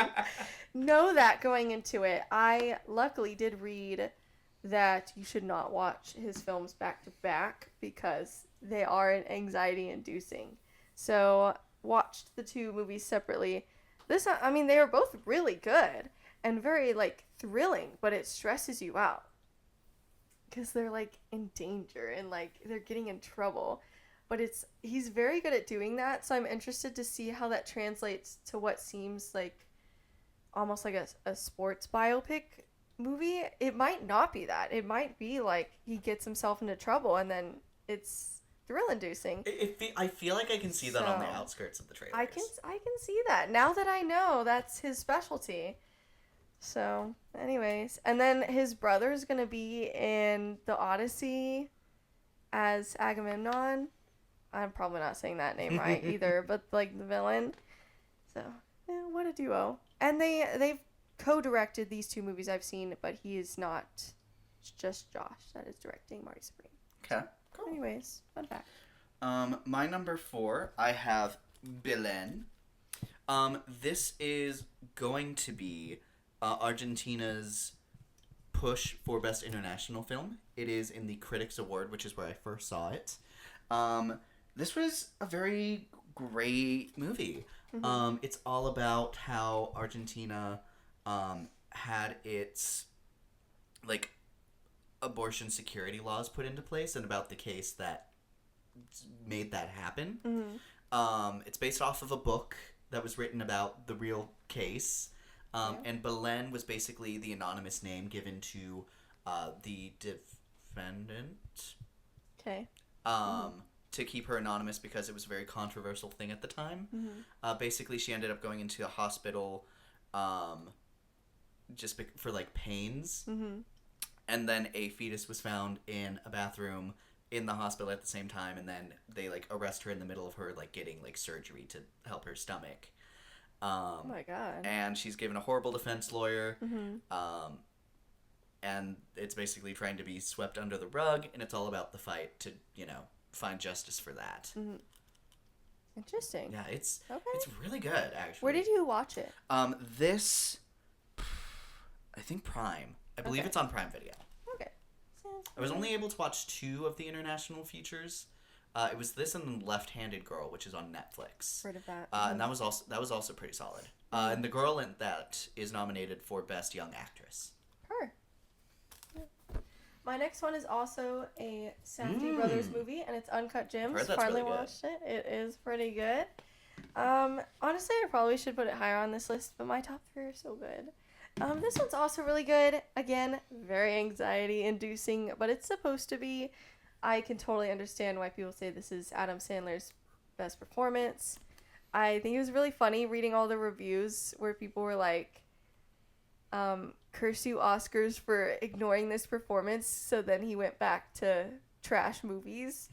Really funny. He said, I tried to be serious and it didn't work. So, at least, there's something to be said that maybe that's why they're focusing on him this time around with Jake Kelly. So. They're like, no, come back. I'm sorry. That's just really funny to think about. But this, was really good. So, and I'm glad that I've seen these 2, so I kind of am mentally preparing myself potentially for Money Supreme. Gosh. Because if I went into that not knowing this, that would be scary. Anyways. At my number 3, I have Hedda. Love a disastrous bisexual.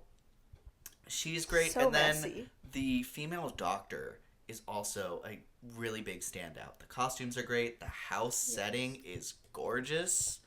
And then I think the directing is also really strong from Nia DaCosta. Mm-hmm. I remember we started watching this, and like before we clicked play, I was like, oh my gosh, this is a Nia DaCosta film. Yeah. Justice for her, please. Yeah. And then we're going to see... Oh my god, that is January. Bone Temple's Yes. coming out. So, okay. Yeah. Okay. We're probably going to have a good month just because of that. So. We'll see. I'm very excited for a high point of that. Yes. But yeah, Hedda was great. Tessa Thompson, she's had some really great roles. I think this is my favorite. I really loved her in Creed, and she's She's so really underrated great in in that. Creed. Mm-hmm. But I mean, obviously, she has a much bigger role here, so and I think she does a lot with it. Yes, she's a very And she's- complex character here. Yes. And she's so fascinating. Yeah, it's hard to hate her even when she's doing like evil things. Yeah, she does some messed up stuff here, but she still Yes. manages to remain, interesting and likable, which is intriguing, yes. which is Which is her difficult to thing. do. Yeah. So, oh my gosh, love. Yeah. My number 3 is Klaus, the movie that I already talked about on the Christmas list as well. Yeah, what can I say? Already kind of talked about it, so. Period. Ready? At number 2, I have Jay Kelly. Oh my gosh, I didn't know what to go into this movie with. I remember seeing George Clooney, and I knew that Adam Sandler had some nominations behind his name on this. Yeah. And off the bat, it was very weird seeing that Adam Sandler had nominations Yeah. and not George Clooney, Yeah. who's in the main picture as well. Yeah. So I was very interested to see where the standout there was. Mm-hmm. I think Adam Sandler does give a really great performance. Mm-hmm.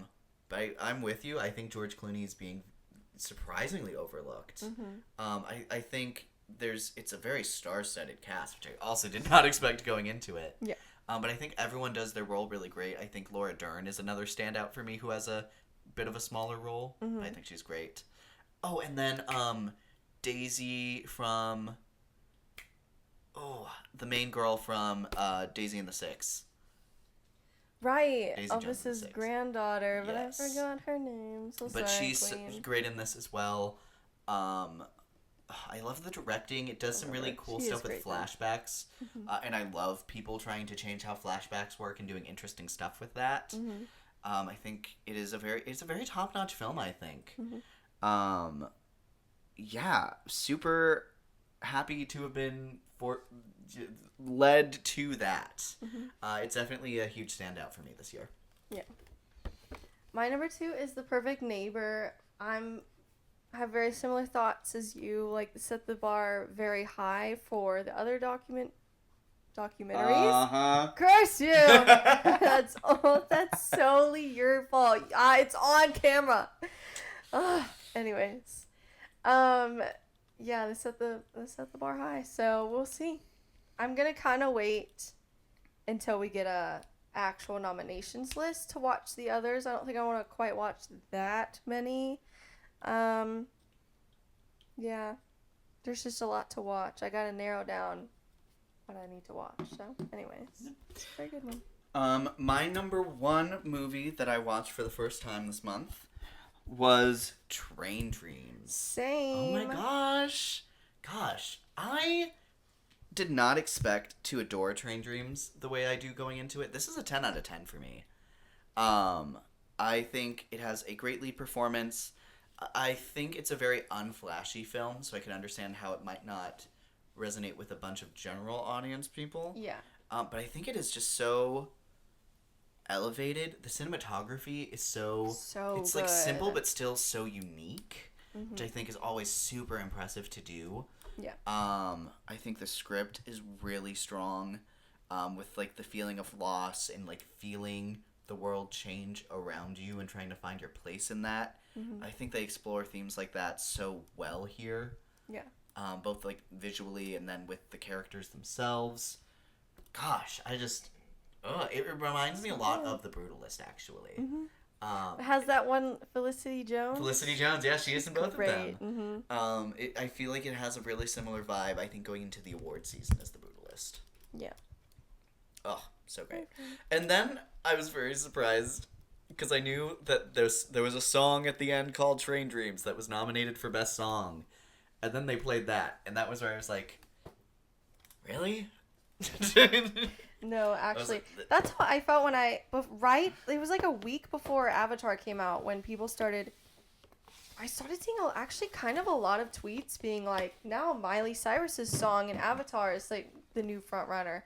And then I heard it and I'm like, no, it's not bad. It just doesn't fit the movie.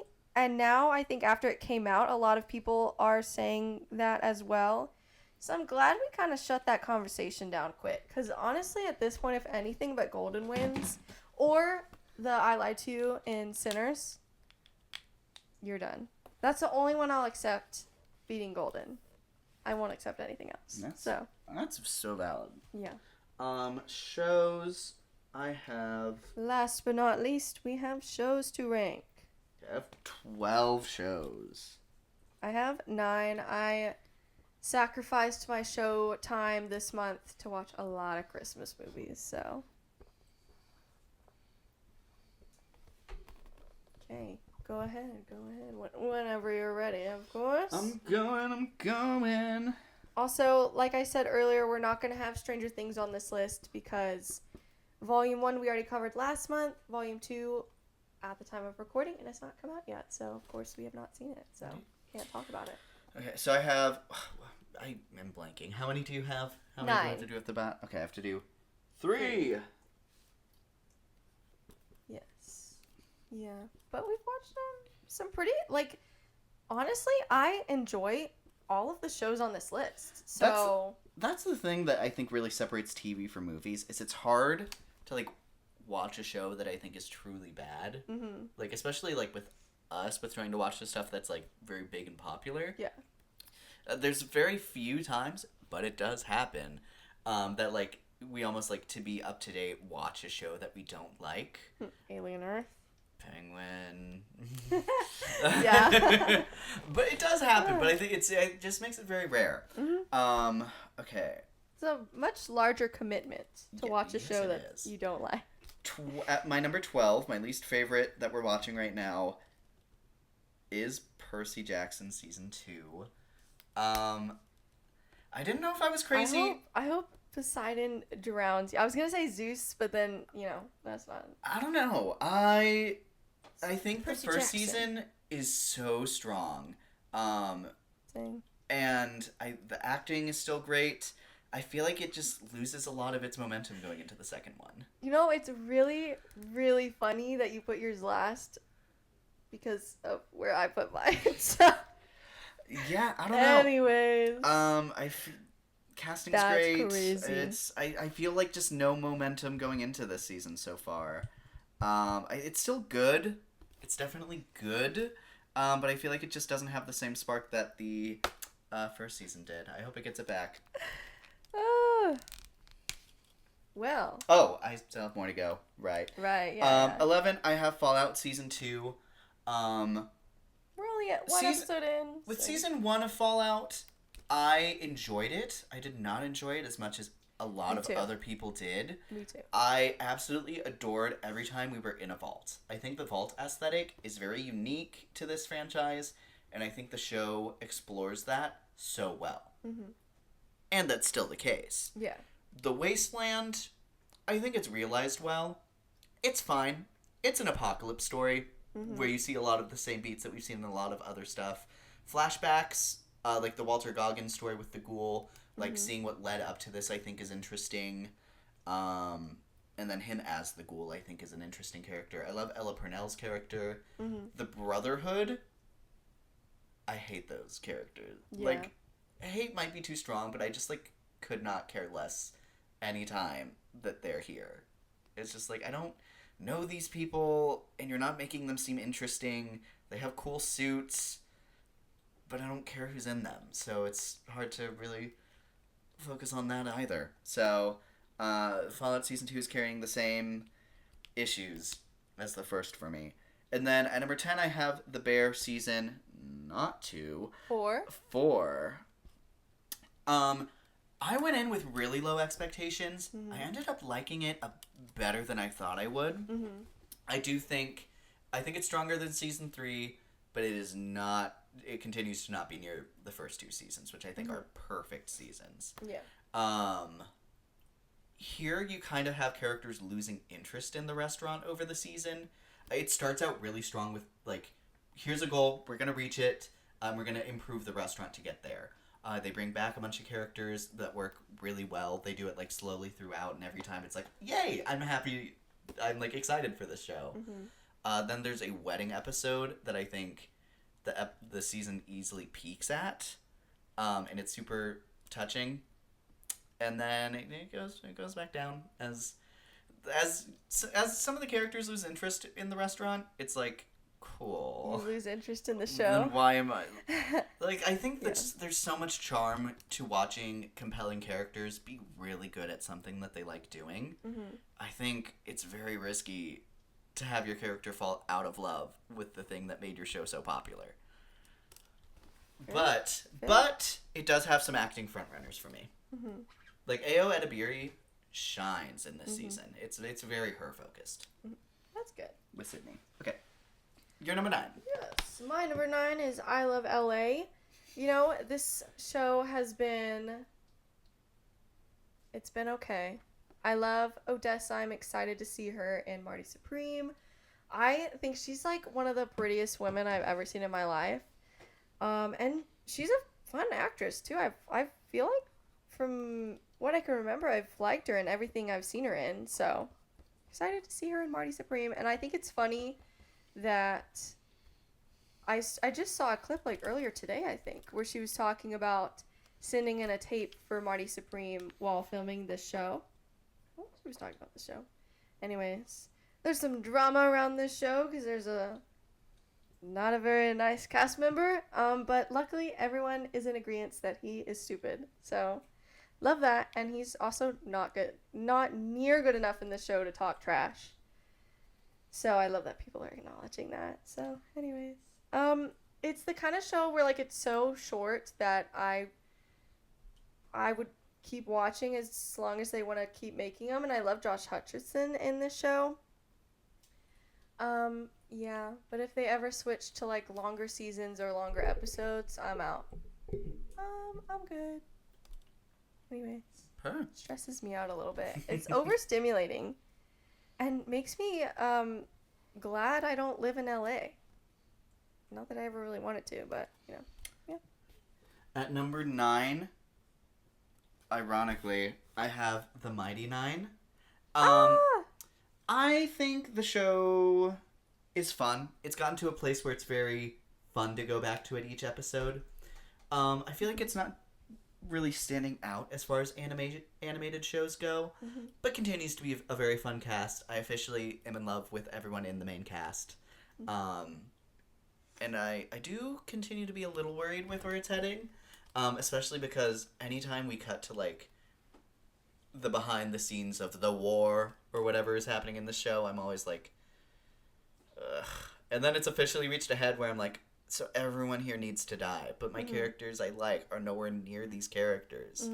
It feels like there's a separation between the main characters and what the show is wanting to be important. Well, it's interesting too because, you know, we only have one episode left to go. It just came out last night, the finale. We haven't seen it yet, but it does seem like they have a lot to cover. Like, where are we going from here? Because the group, I love the group, but they're not even a whole group yet. We still have one member that we've seen, just like 2 episodes technically. The end of the very 2 briefly. episodes. And also, unlike So I'm some other interested in seasons, that. I don't know what that, like, the season finale is heading to. Like how, like, sometimes in don't shows like these, either. there's like an event that's like being teased and led up to. I have no idea why this is supposed to be like a good stopping point. Feels like it's like not. I know. I am interested in that. So we shall see. We shall see. That's hopefully one of the things we're wanting to watch tonight. So Okay. yeah. What's next? Mine, I put Fallout Season 2. I don't think I was tracking that you had very similar feelings that I did. I thought I was the odd one out in not loving this show. So good to not have someone else. I mean, you haven't played the game, have you? I've seen people play some of the Right, game. you I've said never you've sat seen down some and of the like game. watched someone like commit to the whole thing beginning to end. Yeah. So, you know, I'm not a big gamer, so of course I haven't played this, and haven't watched the gameplay. So that's, you know, something to know always with game adaptations is I don't care as much going in. So yeah, I think it's okay. I think it's visually a very fun show, and I agree with you. I like the Vault more, and I like a couple of the characters outside of the Vault, but not so much what's going on story wise and setting wise. So, there you go. We're only one episode in, so we'll see. Okay, at number 8, I have Dash and Lily. I think this is a case where you hype this show up too much. I'm sorry. The performances of our main two, So of Dash cute. and Lily, are very charming. I feel like if I felt the need to defend Dash's actor, I'd probably be a little bit more hardcore, but I'm like, dude, he just did Weapons. People adore this guy. Frankly, I feel like sometime in the next couple years, we're going to see him try to go for like an awards rush. You should. Because I Excited for think that. he's very underseen right now, but like he has like the Very foundation talented, yeah. to like be run Yeah. to the right course. The supporting cast is fun. Overall, it's just, you know, it's a little familiar, but it's charming. It's very charming. You know, how many times can you say that there's been a Christmas show? Hawkeye.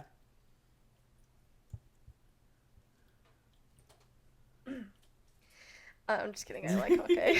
Anyways, my number 7 is Abbott Elementary Season 5. You know, they keep taking breaks. I don't know why. We don't, just because you're a school sitcom doesn't mean you have to take the breaks that schools take. You can actually do whatever you want. They're taking too many breaks, man. I like the episodes that we've gotten, but they're taking too many breaks, and the momentum is dying. And I thought the same thing last season. I'm thinking the same thing this season. So, anyways, there's It's something to insane. be said that you have such a good show, but you're killing the momentum, and then you're slowly not winning as many Emmys. I think there's something to be said about that. Yeah, aggressively so. So, At my number 7, I am slowly making my way through Supernatural Season 1. It continues to be super fun. it's so good. I love early Supernatural. However, it did just get taken off of Netflix. So I'll have to see where it pops its head up again. It obviously will show up somewhere because it's a streaming juggernaut. Yes. But I'll just have to wait and see. Probably HBO Max, because I think similar thing happened with Lucifer. People were pointing. I want to say that's the show. But I people were feel like pointing I'll see it on my feed whenever I see it show up there. at. Yeah, and similar thing happened with the Vampire Diaries as well. I remember that a few years ago. God, you should watch that. Anyways, also my uncle, speaking of vampires, was hyping up Salem's Lot the other day, and I'm like, Luke would love to talk to you about this. I still need to see that. Anyways, mine number 6 is The Mighty Nine. I like this slightly better than you do. I just love the main cast, but I do agree that the war is not as interesting, and I do wonder where the heck is it leading towards, especially for a finale. I'm a little scared, so we shall see. But I just love the group so much, and I love the character designs and the powers, and yeah. Anyways, period. My number 6. I have watched the first episode of Prime's The Girlfriend. It's in awards buds for shows, and it's like on the Critics' Choice, and I believe also in the Golden Globe conversation. It is basically the first episode is all I can speak to right now. It has Olivia Cook and what's her name? She's the one getting Oscars buzz. Robin Wright, I believe is her name. It basically shows both sides of the story of a mom meeting her boyfriend's a mom meeting her son's girlfriend. And on one side it shows that like she's terrified of the girlfriend for various reasons. Yeah. And then the other side is like shows how scary she is as a boy mom.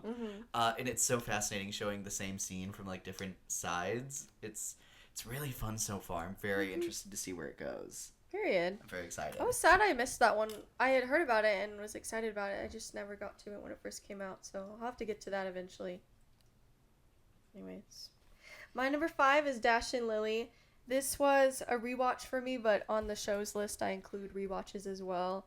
Yeah, I feel like it was almost as cute as I remember, maybe slightly less. But it's still really fun and very quick watch, very adorable. So it's a fun little annual Christmas rewatch for me. Okay. Yeah. My number 5, I have Bridgerton season 3. I actually enjoyed this season. Possibly the hot take I have is I don't think it's the worst season of Bridgerton. You know what's crazy is upon a rewatch, I also don't think it's the worst. And I went into it thinking, you know, I had remembered watching this when it came out, and I loved the first part, but they released it in 2 parts, and I didn't remember liking the second part, because I remember Colin was so cruel to Penelope. And then I rewatched it, and I was like, I don't know why, but it's not what I remember, and in a good way. I like it much better, like much better. So. No, I don't honestly, know. my biggest problem with it is why the hell do you not have Daphne here? That's When she wanted to come back. It's crazy. Ugh, pisses me off. Pissing me off. Adults. No, I wish they would. overcompensating. I wish, like, I mean, if the excuse is that the actor for Simon isn't here, that's lazy.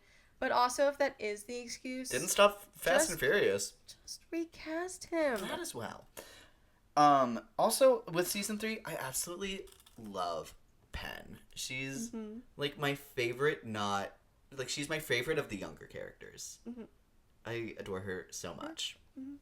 And I love that Violet is having her own new love interest potentially here, which is very fun. Yeah. I also personally really like Francesca. Even if I know you were like, she's so boring. I will say, they do something with her at the very end, and that's when I'm like, now this makes sense. Yeah. Maybe that's why I wasn't as harsh on her, because I had that in mind. But she's just like, you're so pretty. She is very pretty. I'm Yeah. very interested. But she's a very tame character. Like, she doesn't do big, bold things, and, like, She's gonna that's, have like, to the her center season. of her character. So I'm very interested to see. Like, I feel like I don't know how I feel about the actress, other than that she's gorgeous. Like, I'm very, very curious to see how I actually feel about her when she has more of a personality to display. Yeah. Excited for Bridgerton season 4. We will be covering that when it comes out. Also, speaking of, also Bridgerton season 3, same thing. I feel like, did we ever do a ranking of this? We can save that for season 4, I guess. Yeah, we'll save it. Yeah, it's fine.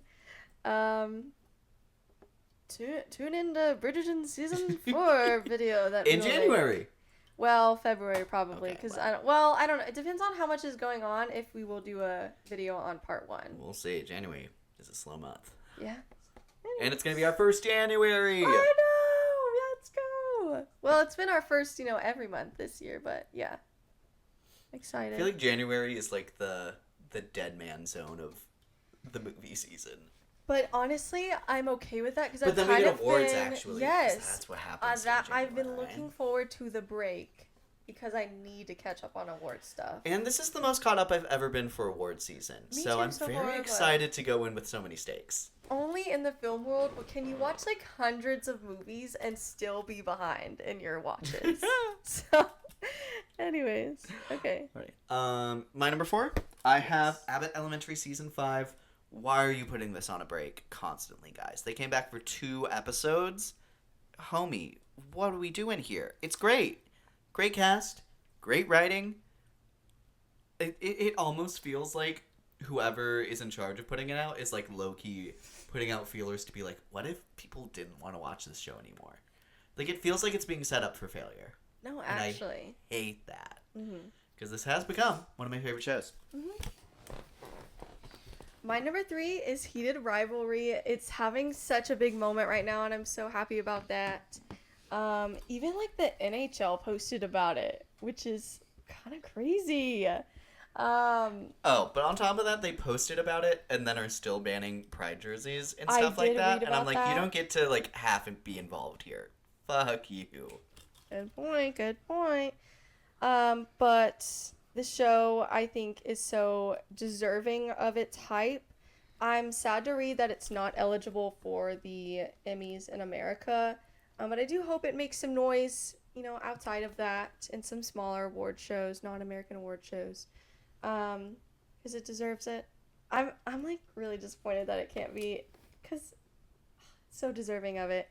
Especially this last episode, a lot of people were talking about it because it's the second highest rated episode on IMDb ever, only under that Breaking Bad episode. Oh my gosh. I'm like, it's a pretty perfect episode of TV. I'm like, I get it. So it's going between a 9.9 to 10. Love that. And I love that. I'm sad that it's ending after only one more episode, though. But at least we have confirmation we're getting a season 2. The actors have signed on for 3 seasons if we get that. So I'm excited for more. And it's making me want to read the book series. So there you go. Not bad. At number 3, I have Boots. That is a Netflix series. It is about this gay young adult just out of high school who goes into the Marine Corps with his friend at a time when it is illegal and a federal crime to be a homosexual in the U.S. military. It is not what I expected from the way that people talk about it. People talk about it in a similar vein as Overcompensating, Adults, and a lot of other queer shows that we've gotten this year. And it borders on that conversation, but it's not a romance. It can't be a romance. And I think it talks about that kind of stuff. And I think that's a very important conversation to be had as well. But it encapsulates the best parts, I think, of Full Metal Jacket, which is a movie I watched not too long ago, also about going through the Marine Corps training at boot camp and how intense and like mentally destroying that is. It is such a great exploration, and like the idea of like what it takes to be a warrior and then fighting for a country that doesn't, accept you, and is there still value in that? It's so fascinating. It was just announced it's not getting a season 2. People are rightfully pissed about that. However, I don't think it's a situation like other show cancellations where it's like not worth seeing this first season because it's not going to continue on. I feel like the first season is like perfectly encapsulated to be like a start and end. And like if it did move on to a season 2, it would be a very different show. Okay. So it reminds me literally so much of Full Metal Jacket. Because people talk about how like there's a first half and a second half, and everyone adores the first half, and then you finish the second half. And this is the first half. So I'm not saying it should have been canceled. I'm saying there was potential for it to get messier going into a season 2. And it ends on a near perfect point. So Sure. That one is also on my list to watch one of these days. I feel like that was a little ranty, but go on. My number 2 is It, Welcome to Derry. This is such a good show. I'm trying to get my uncle who loves Stephen King adaptations to watch this. I don't know if he will. Sometimes my family like doesn't watch things just because I recommend them. So we'll see. But he's you know what? He's the one missing out because this show is so It's good. so great. Well, nope, I can't say. I was going to say I'm so glad it's getting a season 2. We actually don't know that that. yet, and that's crazy. That is crazy. I'm so curious what the holdup is, because this is a huge show. And it's not like you need to sign any of the same cast. Yeah. You're going back 20 years, so I don't know, man. Right. I don't know. It's so interesting. My number 2 is also It, Welcome to Derry. Oh, we should be making a video on that soon Yes. as well, by the way. Honestly, this is like close to being a perfect season for me. I think it easily... Man, I wish I liked the finale as much as people online love the finale. It does great stuff, but I feel like it's the most inconsistent episode. And I hate that I can't not think that. Yeah.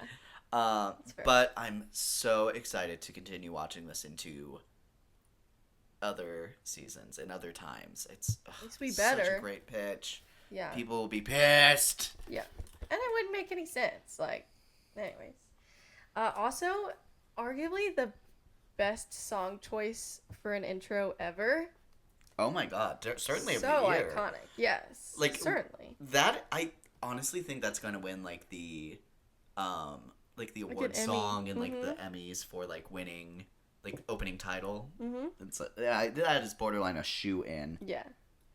Also, since it should be considered an anthology, I'm hoping it does make a lot of noise in the at the limited. Emmys. Ooh, that Mhm. would be so good. Yeah.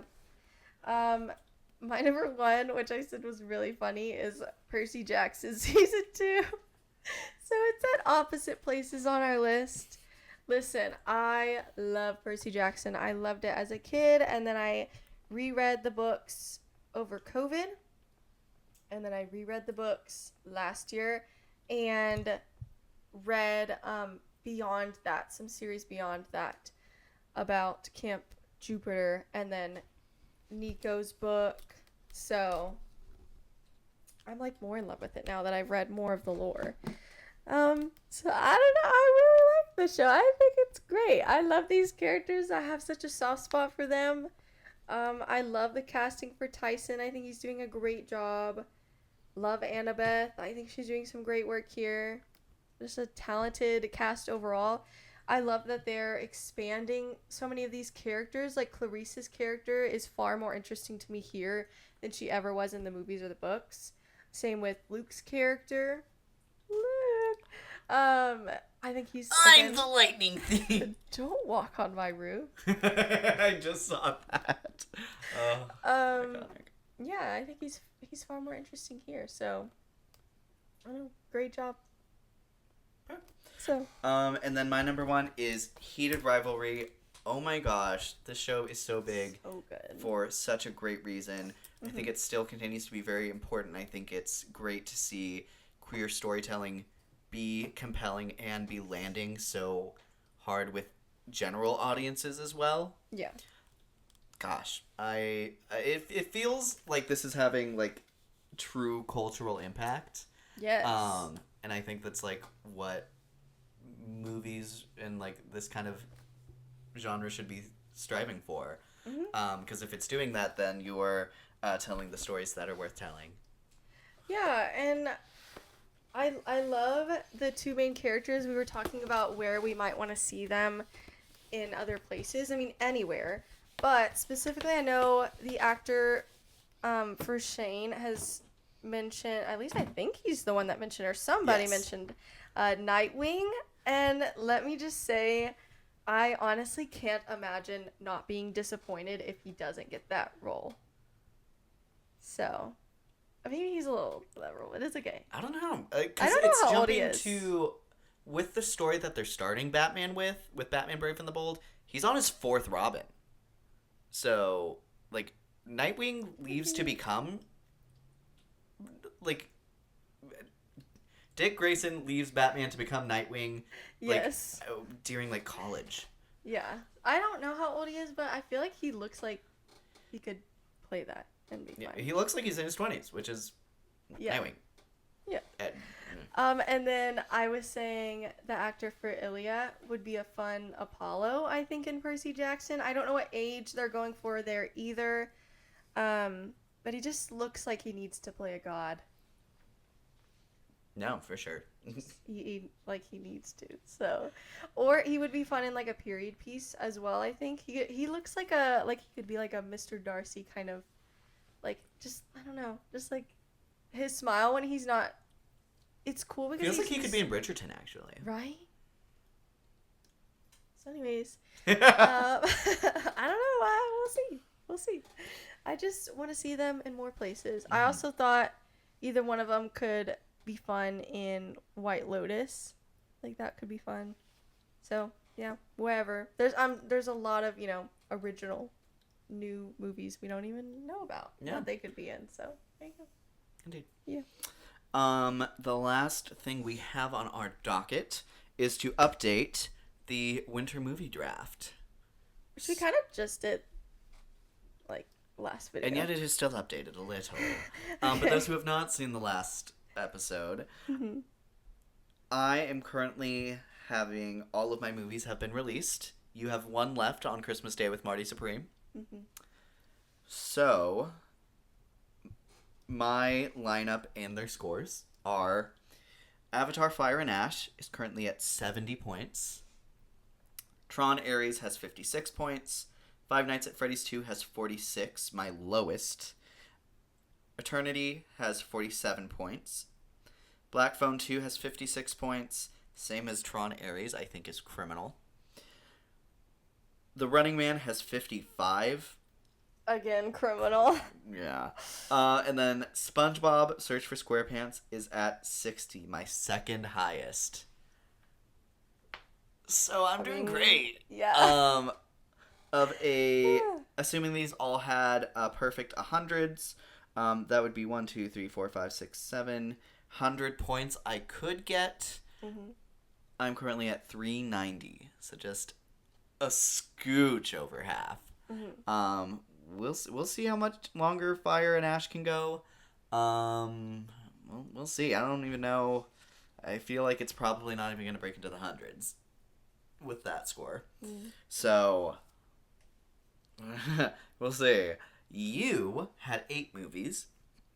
You have Zootopia 2, which is the highest scored movie of the year with 95 points. Next, you have Wicked for Good, which is at 72 points. Still higher than any of mine. Predator Badlands, which is at 70. Tied with my highest. Sentimental Value is at 54. The Smashing Machine at 51. Springsteen Deliver Me From Nowhere at 55. And Regretting You, your lowest, at 47. And you are still waiting on Marty Supreme. So you of a possible also 700. Or, 800, because I have 8 movies. Well, I guess But if you're your not counting 800 is Marty now, Spring. yeah. Okay. Of the 700 points you could have gotten with those released so far, you are at 444. Good. So you have quite a lead on me. And your last movie isn't out yet. What you gonna do? We were trying something. We didn't know what Avatar would do. We thought it would, we thought it'd be, we were trying to make it more fair, and then clearly we didn't need to do that. But, that's what we said it from the beginning is, if it doesn't work out, we won't do it this way again. And, yeah. I feel like the only other movie that would be like Avatar is like an Avengers movie. And then again, I don't know what Doomsday is going to do because it has a lot of negative talk right now. So I don't know. I don't know. Maybe we should take a risk and not. No, I think we just have to let that be. Mm-hmm. I think so. You can't know.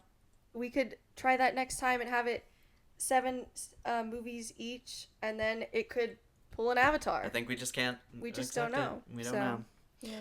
Alrighty, well that is everything Anyways. I had. Do you have any other points? Okay. No. Well, that has been our December in film and TV. Please let us know, what are some of your favorite things that you've watched in December of 2026? What are your favorite Yeah. holiday 2025. 2025? Right. We're not there yet. Not quite. Getting ahead of Not myself. quite, folks. What are some of your favorite holiday and Christmas movies? Please let us know in the comments below. And we will see you in the next one. I'm your host, Luke. And I'm your host, Alicia. Thank you for watching Not So Straight Nerds. Happy holidays!